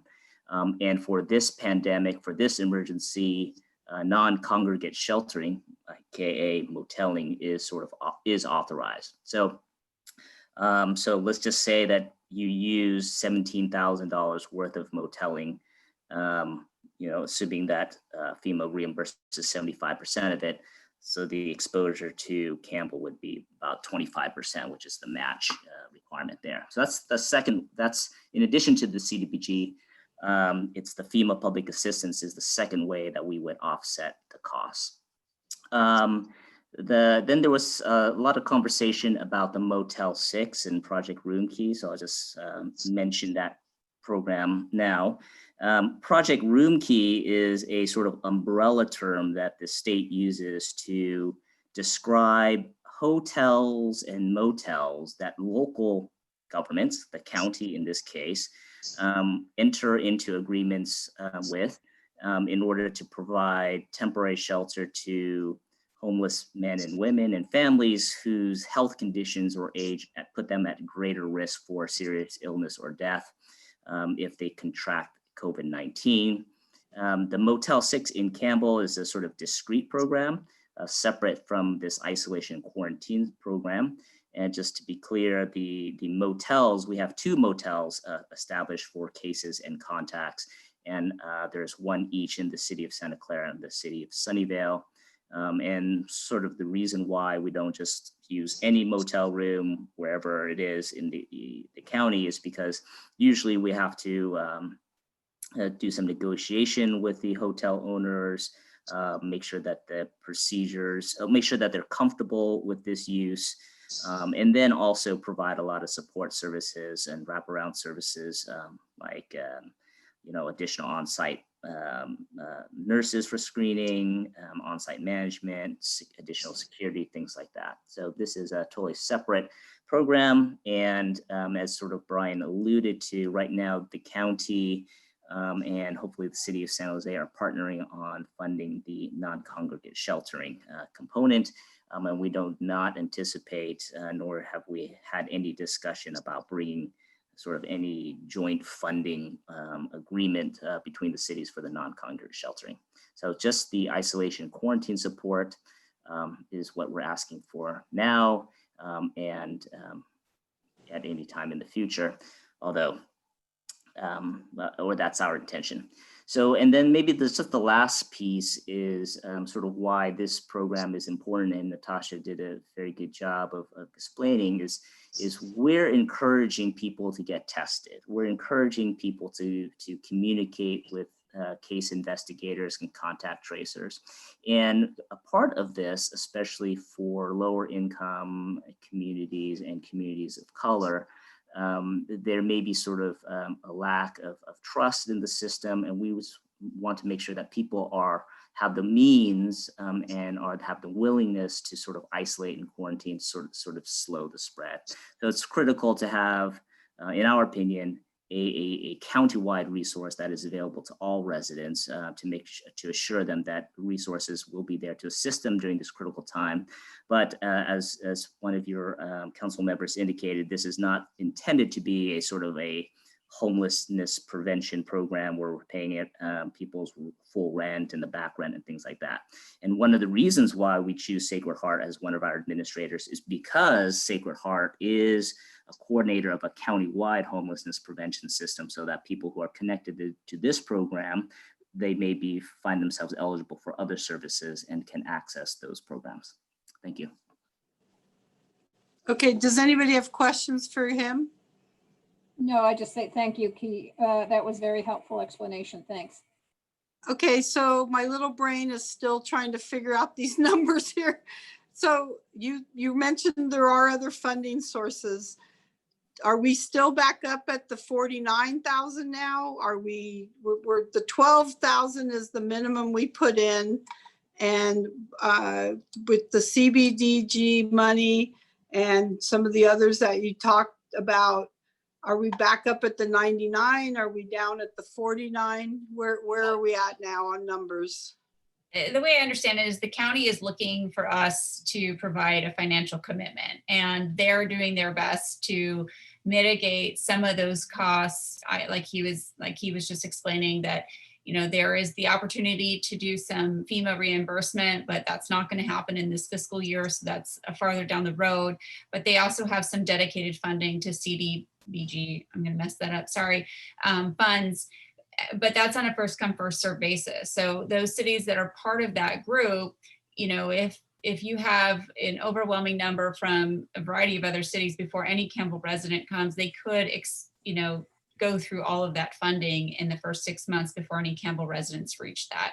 And then in December, you know, something happens and we come across somebody who needs that financial assistance, we would be on the hook for that because the agreement has a not to exceed amount. And so again, these are just projections that they've kind of put as placeholders, you know, based on the formulas they've come up with moving forward to decide that. So I think for us to understand is the administrative oversight that the county is taking on is the hard cost that we're truly stuck with. And then, you know, it's a bill for service and the county's doing the best they can to kind of mitigate some of those other costs for us in the interim. And then is there a maximum per person? And then Liz has questions. So is there a maximum, if there's only 24 people, does the first person get 10 grand and the next guy in line only gets 1,000?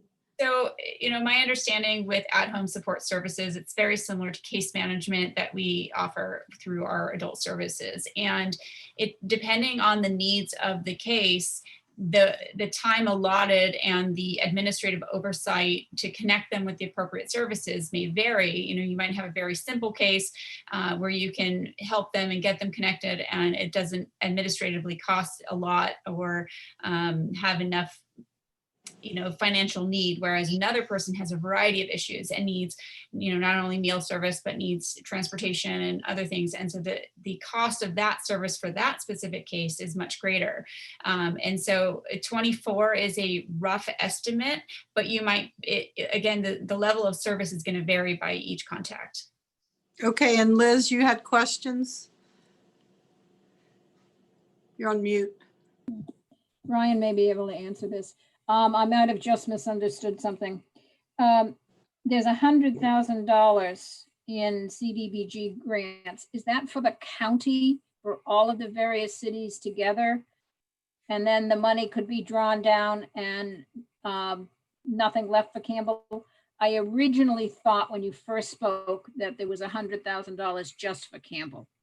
No, it's all the members that are in that that smaller grouping through the county. And so any member from that county would, the county would use the 100,000 that's dedicated for them if they needed financial assistance. So it's not dedicated just to Campbell. Thank you. I appreciate that.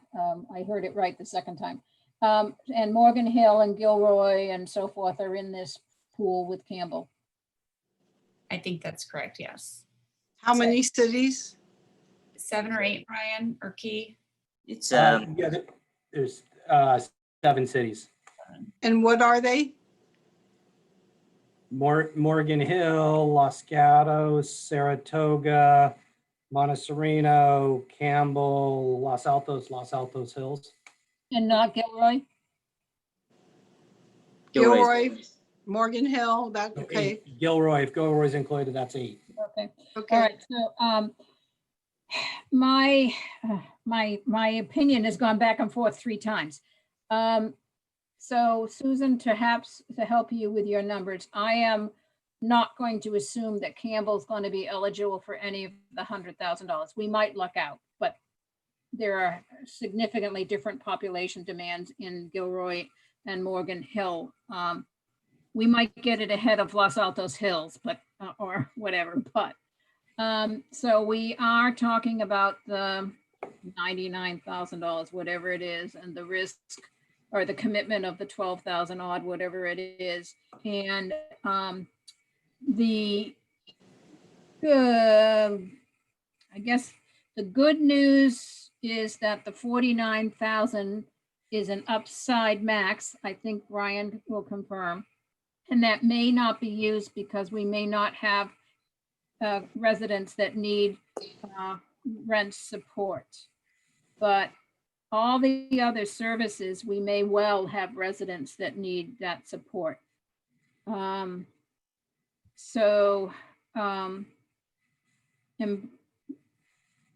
I guess, and then it says it will support up to 24 Campbell programs. I have to say I'm struggling with this, and I'm curious what the rest of my colleagues will say. Okay, so Paul was raising his hand, Liz, so catch your breath and Can I just finish my thought? Oh, I thought you were, this is jumping in and out of whether I hear you. I'm trying to watch your mouth talk. Sorry, I thought I am literally swallowing my computer at this point. Okay, so I would like to hear what my colleagues say. I have to say that this is a devastating time. I think flu season is coming up and other things are at risk. This money isn't necessarily going to be spent. Only the 12,000 is a commitment. The upside is the 99. I don't know. I'm inclined to say we need to have a safety net for our residents and share the cost with the county. I don't want the county to come back and tax us for their shortfall, but anyway. Okay. So Paul? Yeah, thank you. Some of that frankly just confused me more. I'm glad. Hey, if you're confused, I'm really confused. Yeah, I mean, I'm certainly concerned that money might not be there, which was a good point of raising that the money might not be available for Campbell. And we have this buy-in regardless. So there's that amount. The 49, so if the 49,000 was spent, how much, other than the buy-in, how much is coming, let me start with this. How much is coming from Campbell?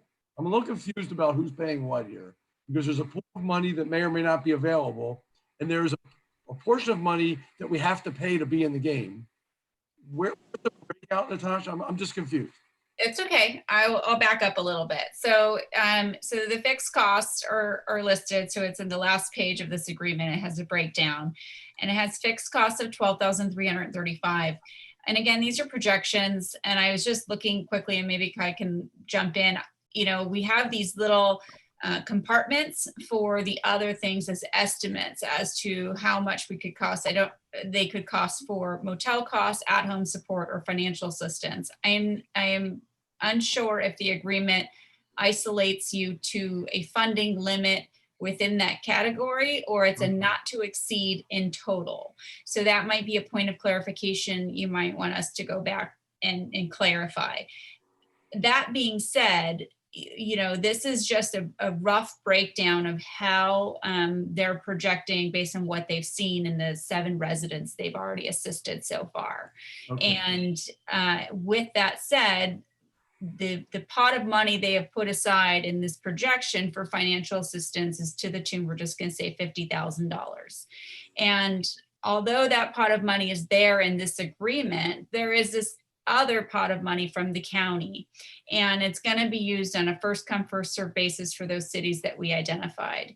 And it is quite possible that Campbell residents could benefit from that, and it's quite possible that they could not, and you just don't know. And so that 100,000 will be exhausted first, and then they'll go into these individual agreements within that they create with the individual cities to start using the funding that's put into the pot for financial assistance per each individual agreement for residents.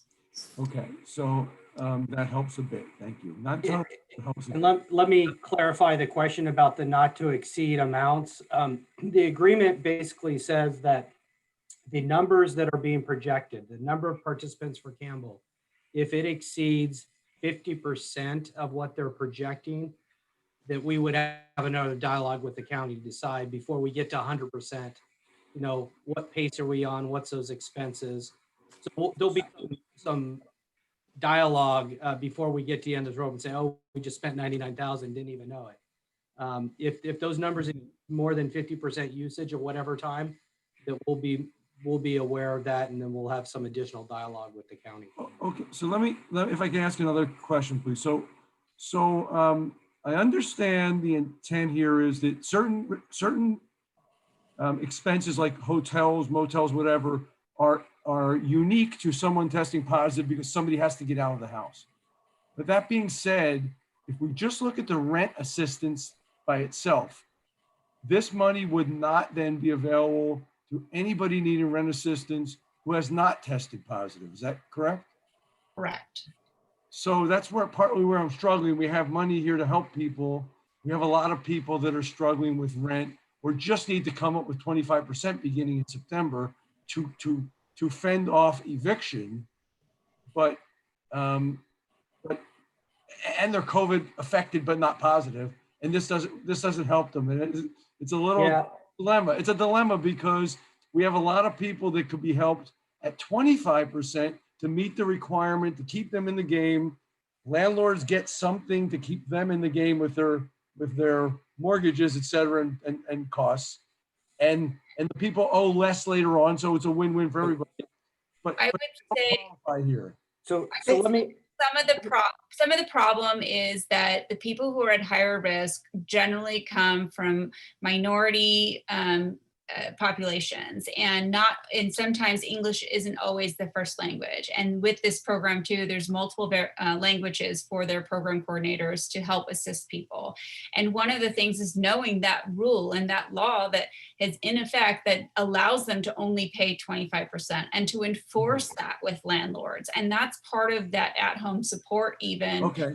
Could be part of this program for those people. And the contact tracers, their job is to ask the right questions, to identify the need, and to understand if, in fact, this person who has tested positive is giving the story, the whole story, and understanding, how at risk they are, and kind of cutting off the snake's head to really make them isolate.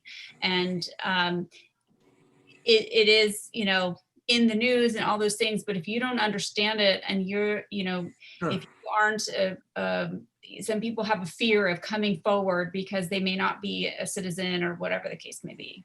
No, so final question. I know you want to move on, so let me ask one more. So we always run the risk the money's not there. That's a dilemma too. But assuming the money's there to spend on the rent support, is there a mechanism for us to say in those cases it wouldn't be 5,000 or rent, whichever is less? I think that was the way it was written. It was written 2,000, but 5,000 rent, whichever is less. If we were actually giving 25% to keep people in their apartments or their rentals, we would help more people. There'd be more people to be helped. And that would be something with Sacred Heart and how they administer their services. So that's an existing county program that deals with this. And I don't know what their procedures will be once that goes into effect. And I'm not at all, last comment, I'm not at all minimizing the need. I'm saying there's an inequity here of different people having different needs. It's need because of the same cause, but one qualifies, one doesn't. And it's I don't know, it's a dilemma. 25% saves the spot, but they're still liable for the 70%. Yes. So Sure.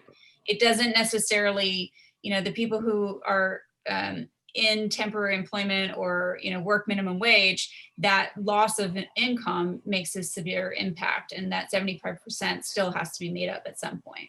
Right. I understand. Okay. And So I had a question related to the CDBG funds that are available. And I see on Exhibit D that for the fixed costs that each city has been assigned a percentage of the total fixed cost based on population. Is there a way to assign a percentage for the CDBG funds for those cities that have the eligible funds so that there's an opportunity, it's so that it's not a first in, last out, so that every city that could potentially utilize some of those funds has an opportunity to do that. I'll defer to Keely? Hey, hi. I think that's a possibility, but I think the proposed methodology is sort of more advantageous for the city of Campbell's residents. First, I wanted to clarify that the city of Gilroy is not in a part of what we call the urban county CDBG. The only two cities that are part of this program that have shown whose residents have utilized the program so far are Campbell and Morgan Hill. So I think, or Campbell and Morgan Hill. So I think it's sort of better for Campbell in this situation. That's number one.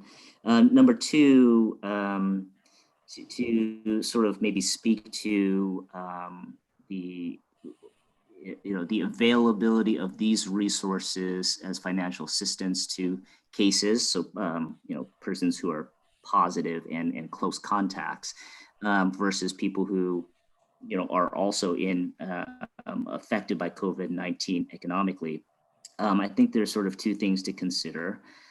First is that the board has set aside up to $5 million to expand the countywide financial assistance program. And this is available to all county residents. And then two, I think sort of once we sort of get through this piece of it, I think we and the urban county cities, yourself included, can have a conversation about how to use any other CDBG funds that might be available to provide sort of a deeper rental assistance to lower income households who are not necessarily cases or contacts. Did you get your answer, Anne? Not exactly.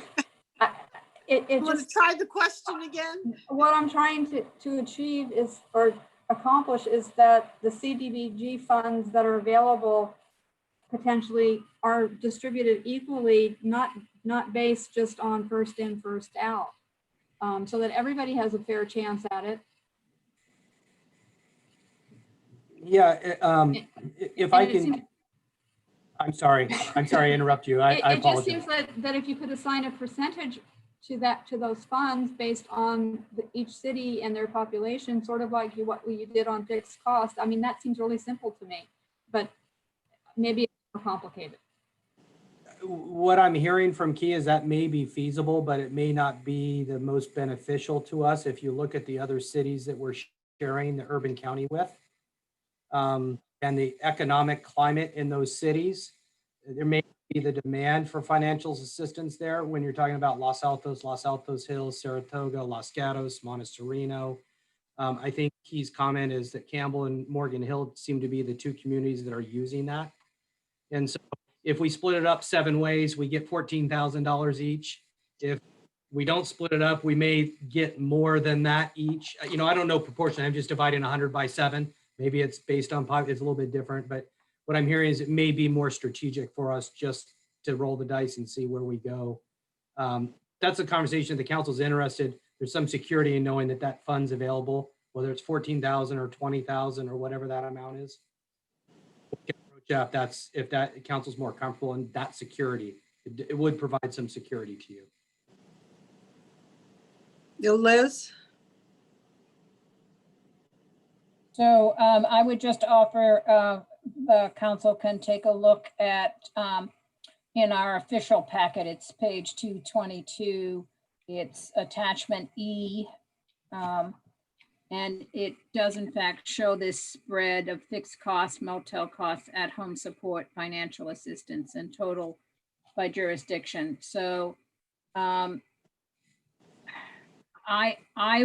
my decision-making process, I'm going to assume that any portion of the 100,000 that Campbell gets based on this third clarification is to our benefit, but I don't want to necessarily count on it. I'm right now trying to understand, and I think I do now, that this is an important benefit for our residents, that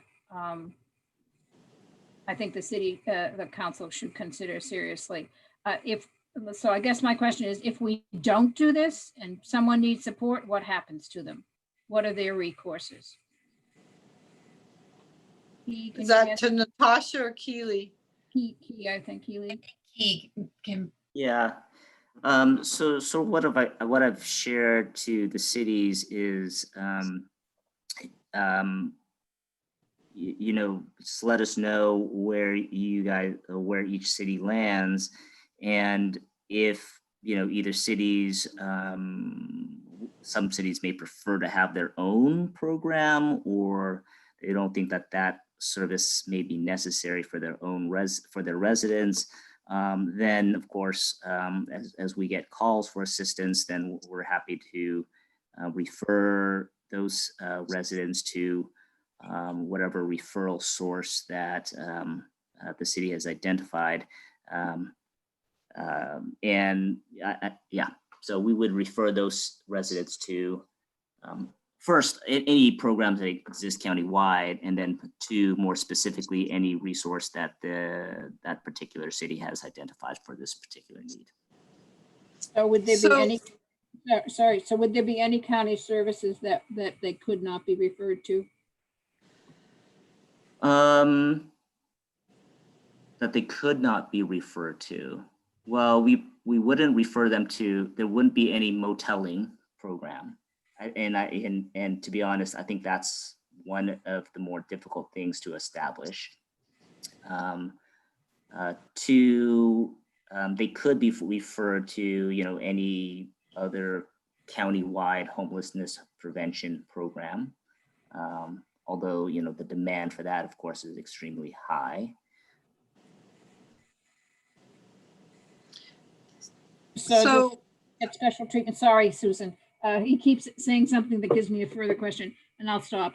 Does that mean that our residents would have priority or something? Or city, county services that are in demand? No, I guess if what we're trying to do is just basically establish a little bit of a safety net for Campbell residents who need help to isolate or quarantine. I thought I was answering your question about if this program was not available to Campbell residents, then are there any programs that they wouldn't be able to access? And I was just saying that there is no moteling program for cases and contacts outside of this program. So I'm going to say this maybe in a different way. So right now, if we do not participate, a Campbell resident would have some county services available, just not rental assistance. There would not be, there is no hoteling program outside of this program. Right, but they would have potentially eligible for all the other county programs.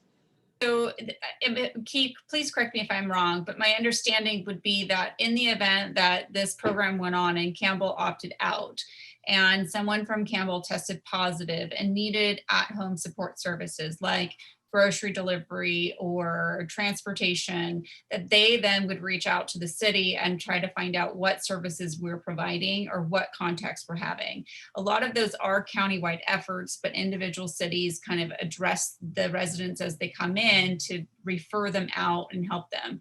We have this through adult services, through case management, where when people come in, they don't have to necessarily be a Campbell resident, but we're helping them through that process of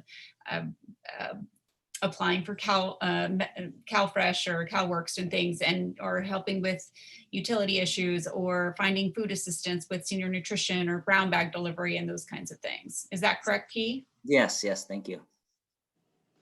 Okay, so are we to a point where we can make a motion, somebody? I see a lot of blank looks at me. Paul, you want to give it a shot? I just got a question before you do that. No, I'm not ready to do that, but I have a question. Are we actually, are we still in questions? I thought we were in questions. Did we go public comments? We did. This is the public, we opened the public forum, but we're Okay, going beyond that because Keely almost is staff. So we are in discussion. We are in discussion. So that means Rich? You're on mute. Not anymore. All right, I'm going to make a motion. This is a lot of time for something that is not actually on our priority list. So let's do it. I move that the council enter an agreement with the County of Santa Clara for the administration and execution of a countywide isolation and quarantine support program. Do we have a second on the motion? No second, I'll take the other side to it. Paul, Ann, Liz, a second? I'm not seeing a second there, Rich. You want to try again? All right, let me try it again. Wait. Liz is back on. She was off mic there. Sorry, Rich. The staff report says recommend that the city council consider entering an agreement. So I would ask, is there any additional information that the council would like staff to provide? Or are we prepared to make a decision? If I may offer that question. 11 o'clock at night. Let me further clarify too, that this Thursday, Key is going to be meeting with the city managers group. So if there is unanswered questions or interest in what other cities are doing, we can address that Thursday and report back to you if you're uncomfortable. I'm not trying to put you in a position to make a decision on something you're not sure about.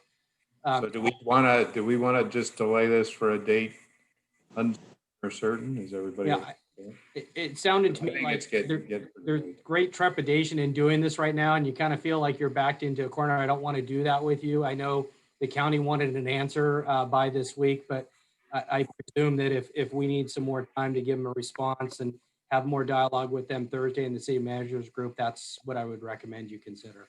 Let's do that, because my brain's branded. Yeah. Hang on, we're all talking at once. Paul? Ryan, for your meeting on Thursday, is it likely that you have a better idea then of the availability of funds and where Campbell stands in getting those funds into its own residents?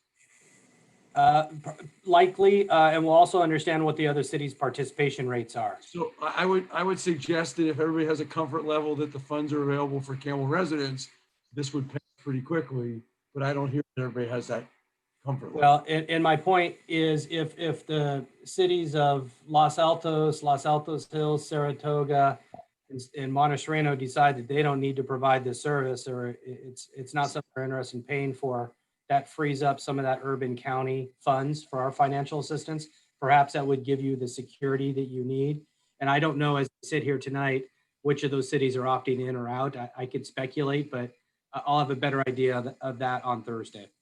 Okay, and I'm sorry, Rich, I think I cut you off. No? I don't have Okay. do you want me to make a motion till we postpone it, or was that, we don't need to make a motion? So in the recommended action, it says it is recommended that the city council consider entering into an agreement. So to me, that says, yes, let's consider it. Brian, get back to us after Thursday. Wouldn't we need a resolution for them to actually enter into it? Yeah, so right now the recommended is just to consider it. Okay, so you could go either way, so it's up to you guys. Sounds So like Rich- we're saying we want to. Yeah. So Go ahead, I would suggest that we read the recommendation from staff, because all it says is that we consider it. And then that way Brian can do his Thursday meeting and let us know what comes out of that. I'm a little worried that that's kind of ambiguous as to what direction the council. Well, if we were going to postpone it till either the next meeting or a date uncertain, is that okay that we just say that, Bill? Absolutely. Why don't I try that? Paul? I would say I would support that motion, because I think if Brian comes back and gives us that answer we want to hear, this is a very quick discussion the next time of yes, I figured this out and I think we'll pass it. It's not going Is to that take. a promise, Paul? It's a promise on my part, yeah. What, that when it comes back at the next Goes meeting? back, you'll if he has quit? the answers, it's like, no comments. Okay, so, okay, I'm going like. Now we're this getting little- giddy. gonna It's be 11. o'clock, okay. So do we? Witching Bill- hour. Bill, to you, are you saying the recommended action in the staff report is too ambiguous? I am saying that I think the intent of the recommended action in the staff report was to authorize entering the agreement. Considering entering the agreement really doesn't get you anywhere. So do we need a motion then, or do we need to just say, Brian, get back to us after Thursday? I think that would work. Okay, That would Rich, work. is that where you want to be? Let's get back. Okay, so we don't need to actually vote on this then, right? Bill? I think I understand your concerns. We'll meet with the county and the city managers group on Thursday with the intent to try to formalize what that financial assistance funds are and the availability, and other cities' participation, and then I'll report back to the council. Okay, And would Good. that be at the next? so I think what we're, would I'm that be sorry, at the who's, I can't, someone's talking, It's Ann. Ann? It's Ann. Would that be at the next council meeting then that we would then consider entering into the agreement? So basically, we're continuing it for 2 weeks. Continuing it, that's the word. There's You- what we're looking for. You get, or Brian gets additional information from the county. Okay, so this item will be continued to our next council meeting. How's that? Okay. And does that meet your requirement? I'm just trying to simplify things. That's what I'm saying. So I'm repeating what you said. We're going to continue the item to the next meeting. Right. Okay, we're all good on that? So, Is that a so Keely, I just think what I should summarize is we're not out, but we're not completely in. So we want more information, but we haven't said no, right? Okay, so Was there a motion to continue it? Did it have to be, or? Well, you said we don't have to I'm make. sorry, I missed that. Okay. yeah, we just have to say continue the item. Bill, are you happy? Are you happy with this? I'm fine as long as the city manager knows he's supposed to bring it back at the next meeting. I'll Yeah. report back to the council before the next meeting. I'll give you the update on what happens Thursday without you waiting for 2 weeks. And then we'll Okay. figure out the best approach, and if Good. back at the next. Okay. meeting, it'll be the latest. All right, Mayor, what's next? So Keely, we didn't say no, but we didn't say yes. Okay, next item is item 13, designation of voting delegate or alternate for the 2020 League of Cities, California Cities Annual Conference in October. So is this, anybody want to volunteer to be the voting designated delegate? Liz? I cannot do it. I may be traveling. Ann? It's going to be by Zoom? Yes. Ann? I'd be happy to volunteer. They give you a lot of fun. Oh, yay! Okay, and then do we need an alternate? I think it would be more appropriate for the mayor to be the voting delegate. I would be glad to be the alternate. Ooh, I like that. I think that's what we did last year. I know. I'm having a little struggle with my schedule right now. So is it, Brian, would it be, we would need to be on the Zoom call all day? Yeah, it's quite a long meeting. I'm sorry, You're on mute. I'm sorry. I think the meeting, Andre, you have the times, it's from like 10 a.m. till 2 p.m. or something like that Friday. Sundays when you need to be there, that's when you have to vote. If I'm Yeah, just that Friday. It's just that Friday of that week. Oh, Friday is the voting day. Yeah, that makes sense. Yeah. You need to be registered for that Friday and then present for the General Assembly meeting. And when's the General Assembly meeting? Usually 11 late a.m. morning. on Friday. 11, sorry, it looks like Friday. Well, Ann, why don't you be the voting delegate, and then if Susan, if you have to, little bit. It's not such a. Well, I think if the mayor is the voting delegate and I'm listed as an alternate, if she's not available, then I would. It's 11 a.m. October 9th. The 9th.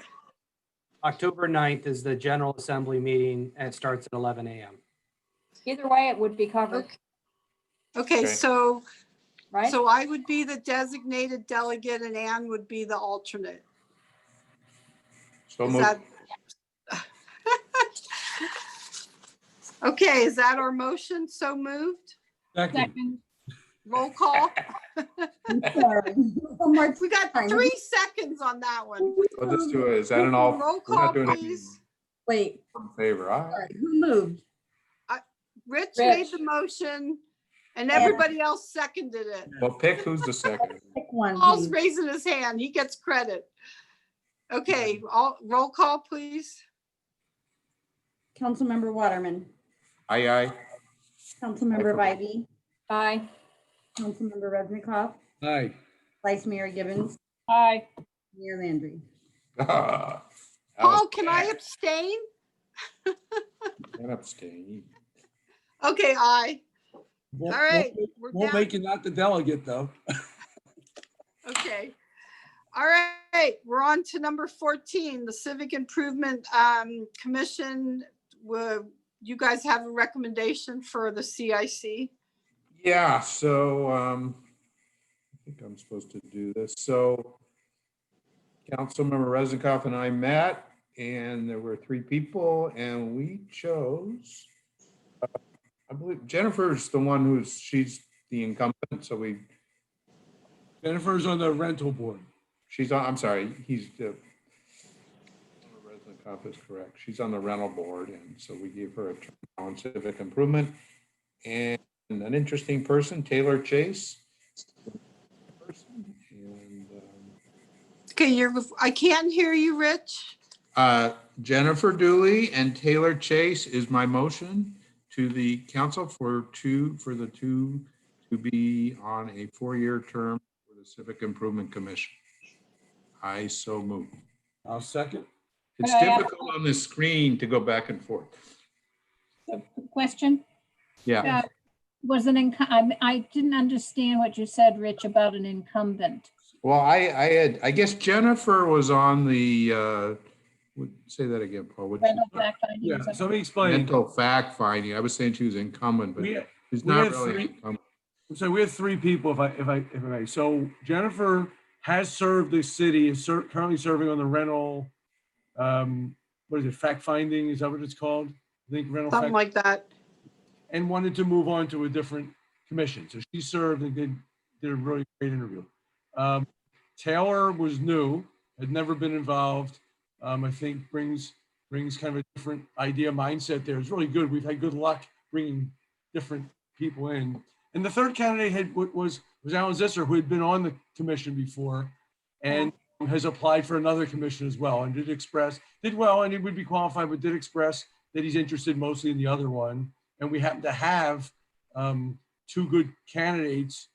You know, the other 2, as Vice Mayor knows, we did this together for years. Sometimes it's too many and sometimes it's too few.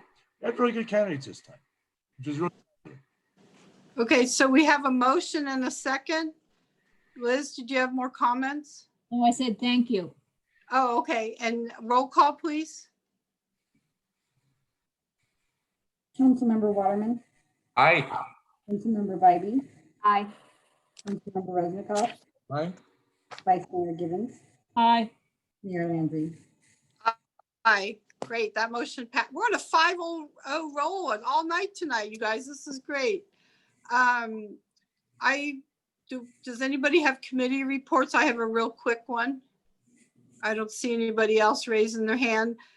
We met on Highway 85 last week. We made a recommendation. I think it's 3-2.1 as the option, which would be a transit lane. There was a lot of discussion of, is there a barrier or not a barrier? Is noise mitigation part of it? And yes, it is. So we did move that forward to the board. That's my committee report. May I And ask then, a question on that? yeah. I started on that board when it started, so this has been going on for years. Is that an automobile, a car transit lane down the middle? So they, Buses and like the van or the ones that the businesses use, like Google has a Google to the bus. private buses too. Just last question, did they decide that the stops would be along the freeway, or they pick up off the freeway and just use the freeway ramp? Well, there was a discussion of whether it's in line on the freeway and you go up Right. to the street, or if it's a pulled out. And I think it was left out as an option. Basically, we approved the transit lane. We clarified the language. There's not going to be a physical barrier, but there would be like a solid stripe, and then you can only go in where the dash is. There would be, I think it's 5 stations, Winchester or Bascom. Because Winchester has the potential light rail. There's not really anything at Bascom. They wanted Bascom. So we left it open of where they would be, whether it's Winchester or Bascom for us, and whether it's in line or off to the side. They essentially killed the light rail down the middle idea finally. Just There's no light rail down the middle. It's a transit lane. They killed that Mostly when it's I gonna was be- on it. Yeah. Hey, you guys, Maybe a little- I go back to 1980s when there was a bike lane up along the side of the freeway on both sides. So this has been around a long time.